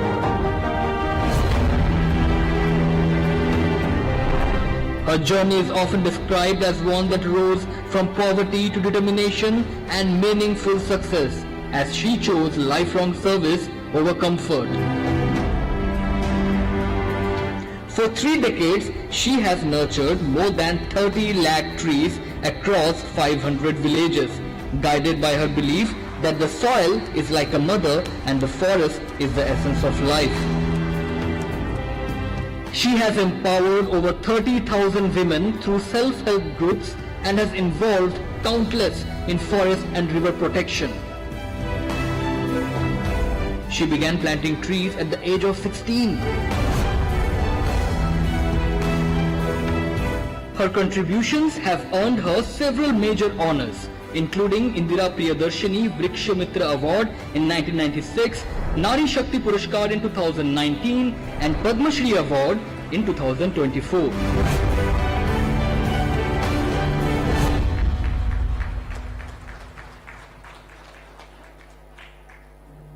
Ladies and gentlemen, boys and girls, her story, her life is an example to every young mind in this very hall and to all of them who are watching us live right now, that if you want, if you are determined, you can definitely bring in a huge positive impact in the society. Everybody, might I request, if you may please give a standing ovation to this phenomenal lady. Started from a very small village and brought a humongous change to our wonderful nation. Planting 2.5 million trees is no joke. Thank you very much, madam, for your contribution, and we at Dharitri are truly honored to present you with this lifetime achievement honor.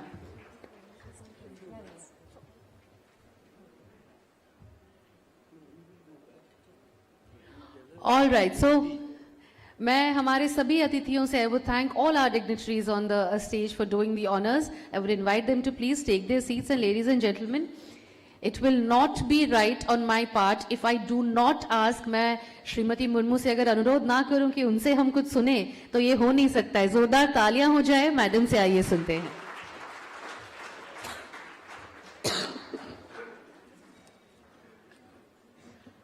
सभी को जोहार. आज एक दिवसीय climate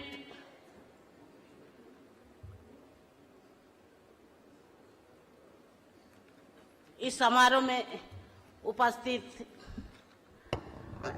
हमारे अतिथिगण एवं हमारे बुद्धिजीवी अनुभवी सभी को मैं तहे दिल से मैं प्रणाम करती हूँ.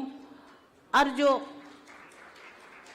धरित्री की इस कार्यक्रम को आयोजन किए हुए सभी सदस्यगण को भी मैं अपनी ओर से जोहार करती हूँ कि आज इस मंच में आने का मौका दिया और आप सबों से मिलने का अवसर दिया. इसके लिए मैं पुनः उसको तहे दिल से जोहार करती हूँ, नमस्कार करती हूँ. और इस कार्यक्रम में जितना भी उपस्थित है, हमारे अतिथिगण, मीडिया, न्यूज पेपर वाले और जो भी हमारे इस ये कार्यक्रम में सहयोगी है, सभी को मैं मेरी ओर से जोहार. आज जो अभी हम लोग देखे, ये तो आपका 10-15 साल का ये है फिल्म है. जब मैं 38 साल पीछे जो कार्यक्रम किए थे, जो संघर्ष किए थे, वो मैं आप सबों के सामने नहीं दर्शा पा रहे हैं, क्योंकि उस समय ना फोन था, ना कैमरा था, ना मेरा उतना दिमाग था कि हम ये सब रिकॉर्ड कर के रखेंगे तो अगला मेरा काम में आएगा.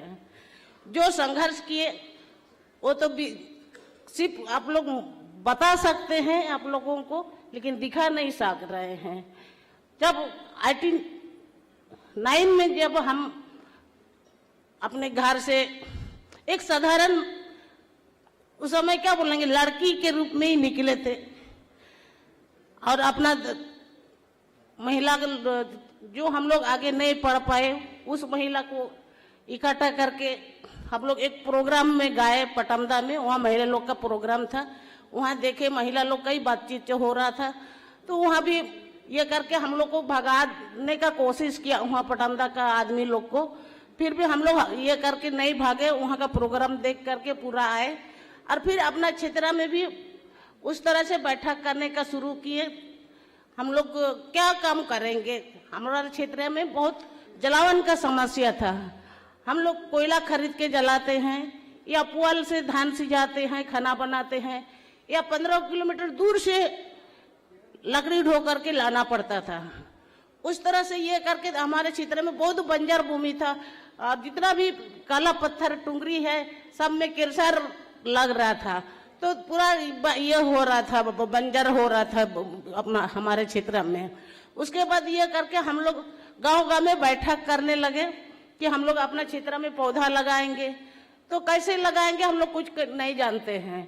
उसके बाद अपना ब्लॉक के ये में वन विभाग था, तो वहाँ हम लोग गए, संपर्क किए, तो वहाँ बोला कि आप लोग तो कुछ काम करना नहीं जानते हैं कि तो आप लोग क्या पौधा लगाएंगे, तो कैसे करना होगा। तो हम लोग वो लोग बोला कि आप लोग को काम सीखना होगा।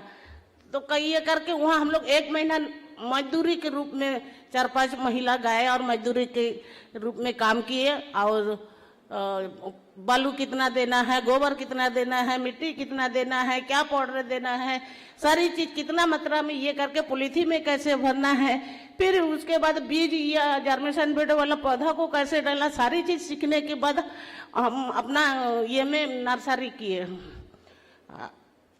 अपने स्तर से नर्सरी किए। तो उस समय सामाजिक बनी का प्रोजेक्ट था, तो 1 लाख नर्सरी का काम दिया, 1 लाख नर्सरी उसको हम लोग तैयार कर दिए। तो ये करके तैयार करने के बाद वो बोला कि ये पौधा अपना क्षेत्र में ही लगाइए। तो हम लोग कैसे लगाएंगे, किसका अपना जमीन भी नहीं है, किसान जमीन नहीं दे रही है, अब कि हम पौधा लगाएंगे तो सरकार ले लेगी। तो वो ये करके हम लोग को परेशान हो गए, पौधा तो लगाना है। और ये करके जब तैयार किए हैं तो ये करके एक भाई बोला कि हम लोग सीओ ऑफिस जाते हैं। तो हम लोग जब सीओ ऑफिस गए, उस समय हम लोग पैदल चलते थे या साइकिल से चलते थे, 10 किलोमीटर 15 किलोमीटर दूर था वो लोग।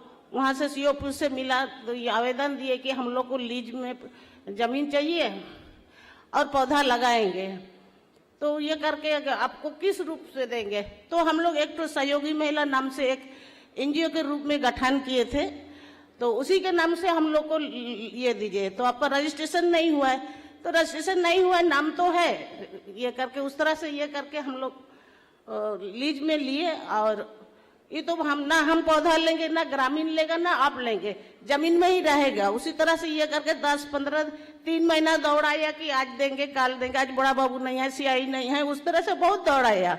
उसके बाद ये करके दिया। जब हम लोग पौधा लगाया, 3 साल देख रेख किए, 3 साल होने के बाद जब हमारे ग्रामीण देखा कि हाँ अच्छा ये हुआ है, तो ये करके जो भी पत्ता ये झाड़ू करके लाते हैं, फल झाड़ू करके लाते हैं, और अपना जलावन के लिए जो झाड़ी छटाई होता है उसका ये को सब मिल रहा है। उसके बाद 5 साल के बाद उसको आपका जो खरीद के लाते थे खटिया कुदाल का, ये घर का रोला, उस तरह से ये करके लाभ मिला। और वो गांव वाला कोई लाभ मिला, तब जाके समझ में आया कि हाँ अब मेरा ही अधिकार है। उसके बाद किसान भी लगाने दिया, और हम 90 से पौधा लगाते आ रहे हैं, लगाते लगाते किसान भी समझ गया। उसके बाद हर साल अभी भी लगा रहे हैं पौधा। उसके बाद ये करके जब महिला का बात आया, किसी पौधा लगाने से नहीं होगा, हमको साथ में महिला को भी लेना है, उसको जागृत करना है, रोजगार से जोड़ना है।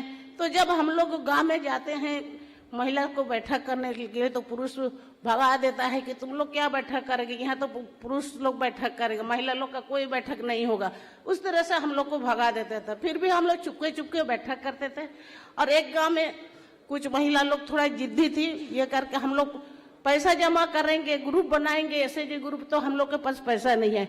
जब मजदूरी करते हैं तो सिर्फ धन मिलता है, धन मिलता है तो पैसा का समस्या हो जाती है। तो क्या करें हम लोग, एक एक इतना बड़ा बड़ा एक तो मिट्टी का हांडी लिए, और जो सुबह से हम खाना बनाते हैं, एक एक मुट्ठी हम लोग चावल रखते हैं और उसको 15 दिन में बेचते हैं। जो भी पैसा होता है 5 रुपया हम लोग हर सप्ताह 15 दिन में उसको जमा किए हैं। उस तरह से 1 साल तक ये करके हम लोग कुछ पैसा हो गया। कुछ महिला लोग को भी समझ में आ गया कि हाँ मेरे पास पैसा आ गया। उसके बाद एक नाबार्ड का प्रोग्राम आया, तो उसमें हम लोग नाबार्ड के साथ जोड़े। उसके बाद बैंक में खाता खुलवाए और उसके बाद महिला लोग का उस समय अपने नाम से पासबुक नहीं रहता था, और जब हम ग्रुप बनाए नाबार्ड के साथ जुड़े तो वो महिला के नाम से भी पासबुक बन गया। तो महिला लोग को भी और इच्छुक हो गया कि हम मेरा ये में भी खाता है। पहले पुरुष का में ही खाता रहता था गांव में देहात में, तो ये करके फिर वो लोग अपना ये करके जो भी पैसा होता था तो कम हो रहा था कि जो अपना आपस में लोन लेन देन करने में, और ऐसा ये करके वो लोग का इतना सुविधा हुआ था कि वो लोग को ना ठेकेदार के यहाँ जाना पड़ता था, साहूकार के यहाँ जाना पड़ता था, ना बैंक जाना पड़ता था। अपने जब भी जरूरत होता 12 बजे रात को भी वो लोग को पैसा उपलब्ध हो रहा था। उस तरह से ये करके अगर साहूकार के यहाँ जाएगा तो गिरवी मांगेगा, सोना चांदी या कासा पितल जो भी ये है। और अपने ग्रुप में बहुत अच्छा ये होने लगा, तो और महिला लोग को भी समझने में ये हुआ, तो आगे भी बढ़ाते गया ग्रुप बनाते बनाते। उसके बाद ये करके अपना सरायकेला जिले में करीब 2800 ग्रुप हम गठन किए, बैंक लिंकेज कराए, उसके बाद लोन भी दिलाए, और लोन दिलाने के बाद उसको जो भी लोन हम लोग दिलाते हैं कि हम लोग 90% उसको वापस भी करवाए हैं। उस तरह से ये करके अपना ये कर लोन लेती है महिला लोग, और मुर्गी पालन, बकरी पालन, बतख पालन, एग्रीकल्चर, सब्जी खेती, मूड़ी बना के बेचना, धान खरीद के चावल बना के बेचती है। उस तरह से अपना रोजगार को आगे बढ़ाने के लिए जुड़ी हुई है महिला लोग। और ये करके इस तरह से काम करते करते हम लोग जब ये शक्ति प्रोजेक्ट आया 15-16 में नाबार्ड के द्वारा, तो उस समय ये करके हम मेरा NGO 92 में रजिस्टर हुआ था। उसी बैनर तले काम करते करते नाबार्ड के साथ जुड़े, और 2019 में नारी शक्ति पुरस्कार प्राप्त हुआ।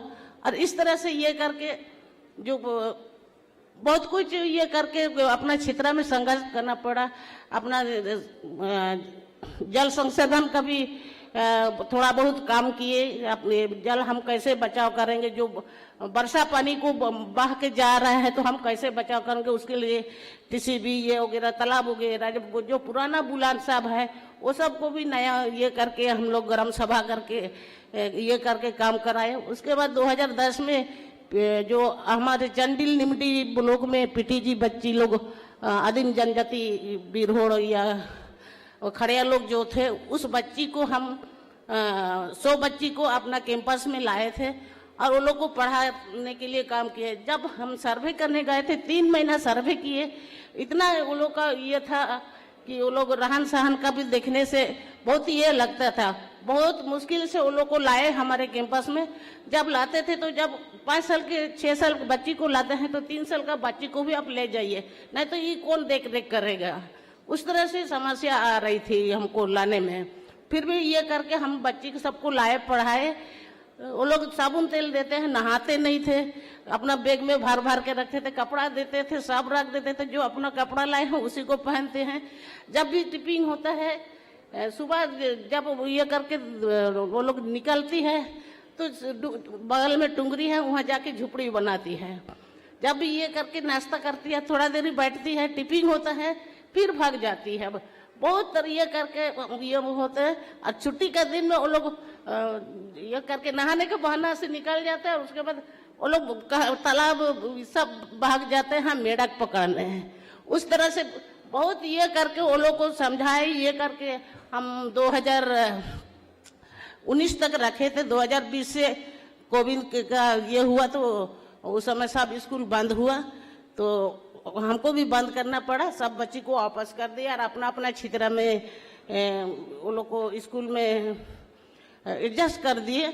और उसी तरह से ये करके 35 बच्ची को हम 1 से 5 तक ये करके 35 बच्ची को कस्तूरबा स्कूल में वो लोग को एडमिशन कराए। उस तरह से काम करके ये करते 2024 में इंदिरा प्रियदर्शनी पद्मश्री अवार्ड प्राप्त हुई। और इस तरह से संघर्ष हुआ, लेकिन 38 साल का संघर्ष मैं पूरा नहीं दर्शा पा रही हूँ जो ये है।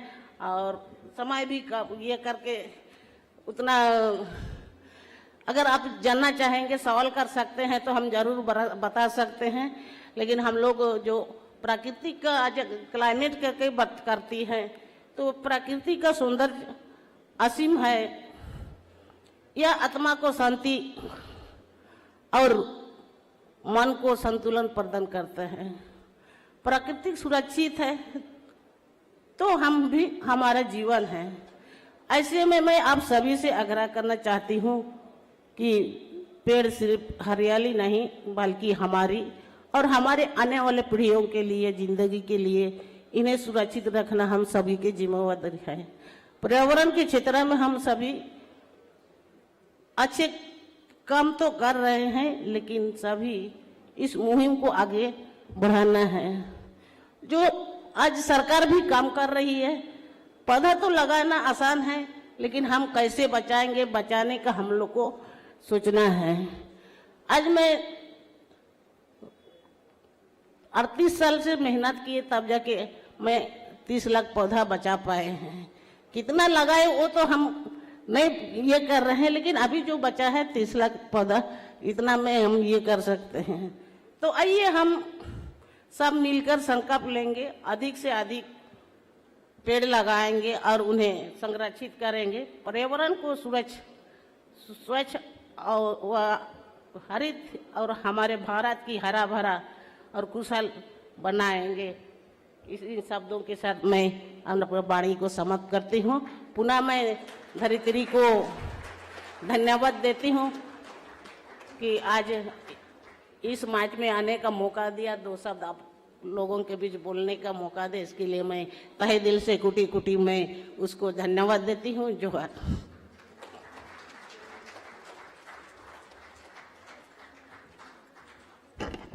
बहुत बहुत धन्यवाद Padmashri Shrimati छामी Murmu ji.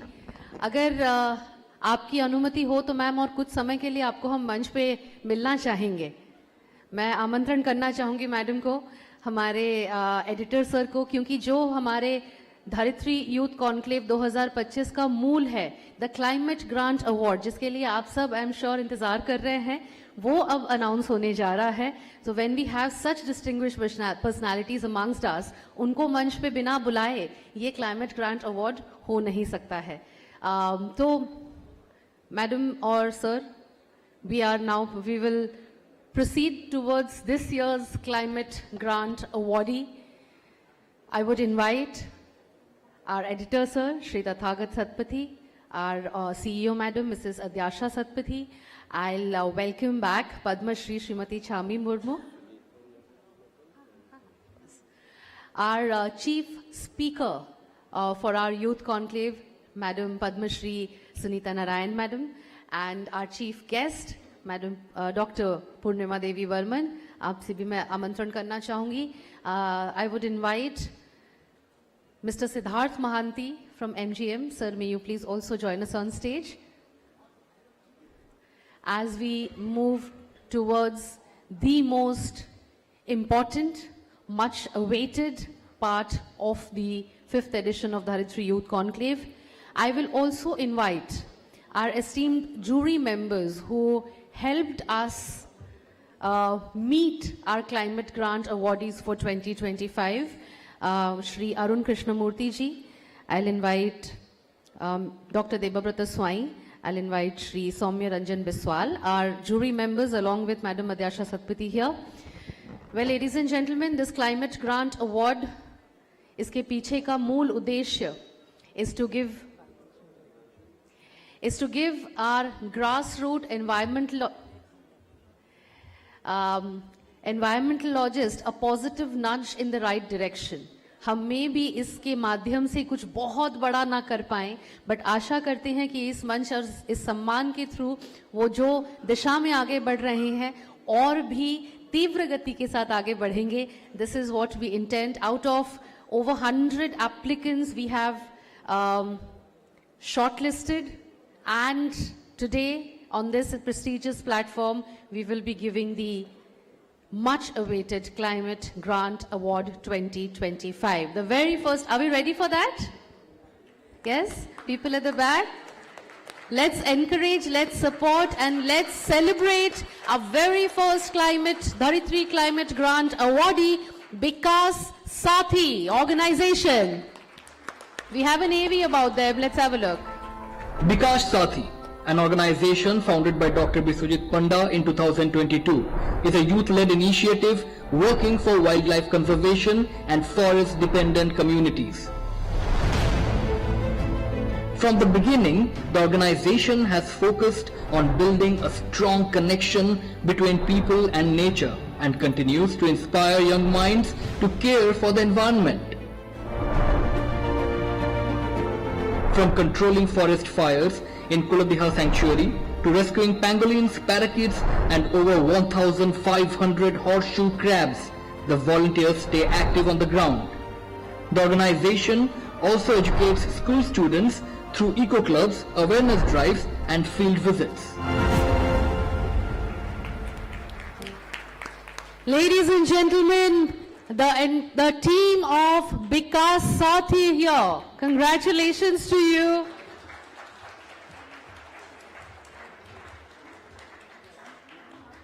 We appreciate, we are truly celebrating your work, and we wish you all the success and good luck in the coming times.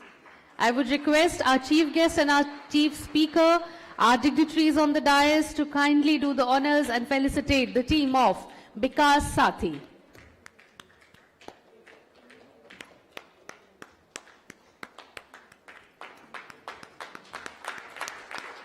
The Climate Grant Award comes with a cash prize of 1 lakh rupees. We hope that this will serve as a positive catalyst towards their motivation in doing what they are doing. Congratulations, team Vikas Sathi. Moving on to our very next, I would request the team to kindly stay near the stage. Team Vikas Sathi ko anurod stage pakhre rahibe, parisesre ame gote group photograph nabu with all the winners. Our very next Dharitri Climate Grant awardee is Sabuja Sankalpa. Sabuja Sankalpa, a social organization formed to address climate change, began in Galadari village with a few young individuals and has now grown to more than 200 volunteers. The organization has planted over 10,000 trees, developed a nursery of 2,000 saplings, including rare medicinal plants, and carried out regular cleanliness drives across the Gopo block in Puri district. It also conducts wildlife conservation campaigns, sensitizing more than 3,000 people and protecting species such as otters and freshwater turtles. The organization aims to make the Gopo block plastic free by 2028 and plant 1 lakh palm saplings along the coast. Congratulations, and let's welcome team Sabuja Sankalpa.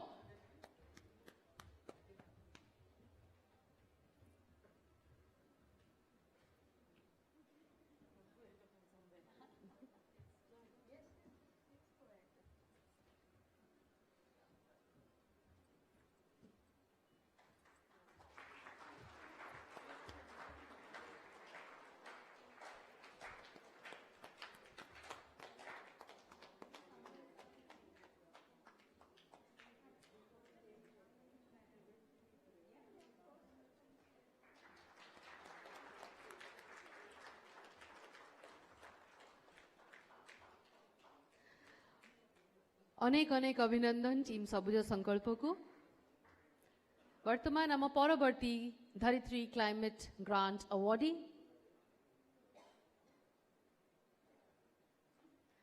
आपण को मध्य अनुरोध मंच पाखरे रहिबे आम परवर्ती climate grant awardee well organisational awards हो गए हैं, अब हम बढ़ रहे हैं इंडिविजुअल अवार्ड्स की तरफ। एक इंसान बदलाव ला सकता है, बोलने की बात नहीं है। हमारे मंच पे दो ऐसे उदाहरण खड़े हैं जिन्होंने ये साबित कर दिया है, और अब हम ऐसे ही एक इंडिविजुअल को सम्मानित करेंगे who has brought in a drastic change with their action. Please put your hands together for our Dharitri Climate Grant awardee, Deepa Rani Nayak. Deepa Rani Nayak of Malkangiri is a true guardian of nature. Troubled by the disappearance of the once common sparrow, she pledged to bring them back. Since 2014 to 15, she has planted trees and built more than 500 nests, helping sparrows and other birds breed again across several blocks. She teaches children through visual games, promotes recycling, and encourages people to avoid plastic.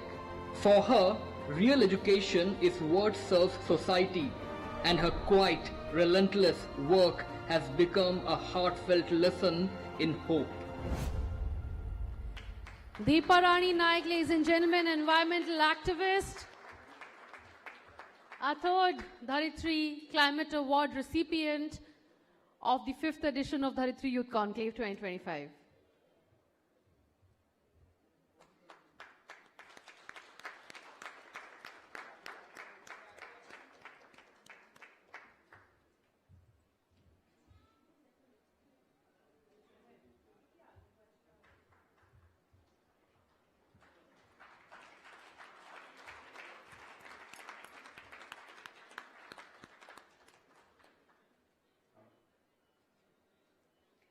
Congratulations, Deepa Rani Naik. And now, our final Dharitri Climate Grant awardee for 2025. Congratulations to Bapi Gochayat. Bapi Gochaya from Orata village in Mahakalpada block of Kendrapada district has been working since 2018 with one clear goal: to keep the seashore and its surrounding areas free of plastic. Every morning he sets out on his bicycle and begins his cleaning work along the Paradip coast, collecting plastic waste with unwavering dedication. So far, he has gathered more than 5 tons of plastic and handed it over to the Paradip municipality for recycling. Each year during festivals, he creates awareness in a unique way by covering his body with single-use plastic items, turning himself into a walking message against pollution. Ladies and gentlemen, environmental activists, congratulations to Bapi Gochayat. 5 tons of plastic collected and given for recycling purposes. What a bigger impact that must have had to the environment that we are living in right now.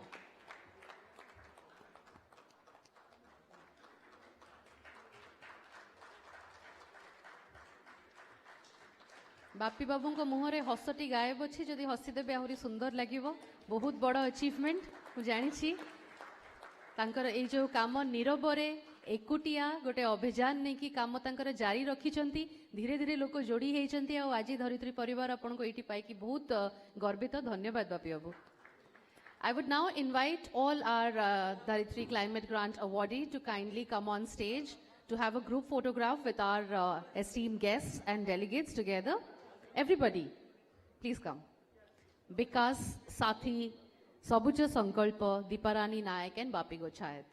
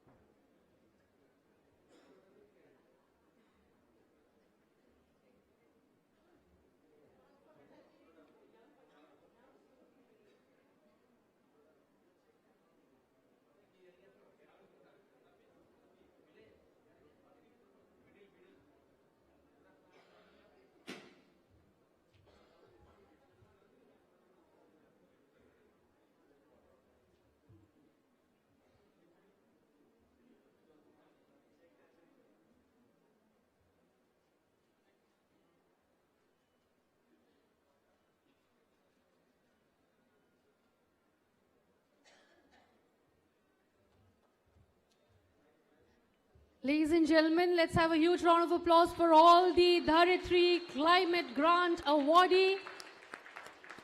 Before we go any further, I would request our guests.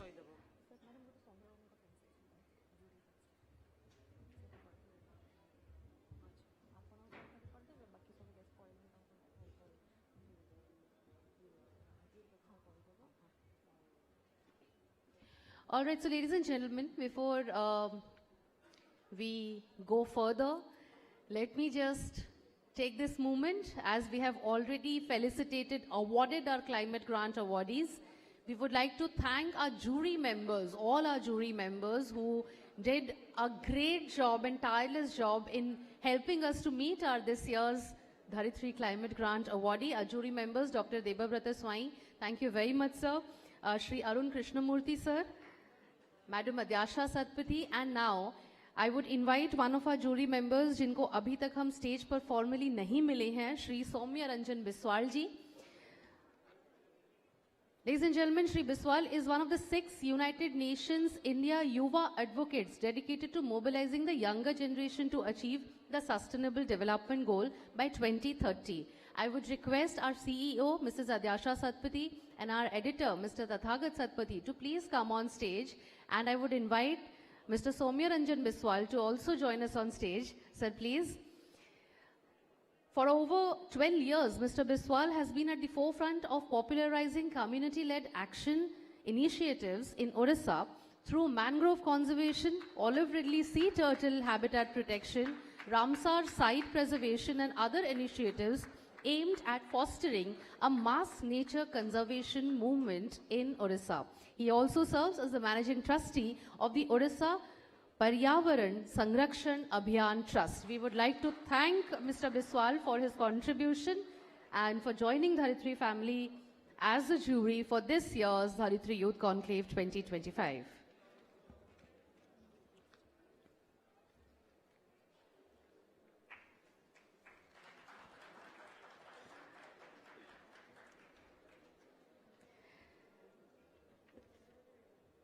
Thank you very much, madam. Thank you very much, sir.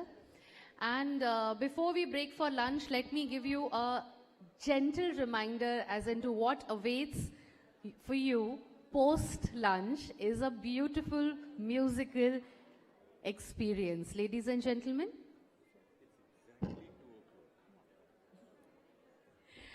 Ladies and gentlemen, we have, jitni bhi young generation hai yahan pe present, I don't think I need to introduce to you who Rahagir is. जी हाँ, वो हमारे बीच आने वाले हैं थोड़े ही समय बाद post lunch, and he is going to take you through a complete musical journey with his lovely voice. So I hope and I wish and I request everybody to please join us back sharp at 3 p.m. From there on, we will be listening to our young students talk about environment, post which we are going to get all completely engulfed into the musical journey with Rahagir. Thank you very much. Please join us for lunch right now, and requesting all of you to join us back by latest 3 p.m.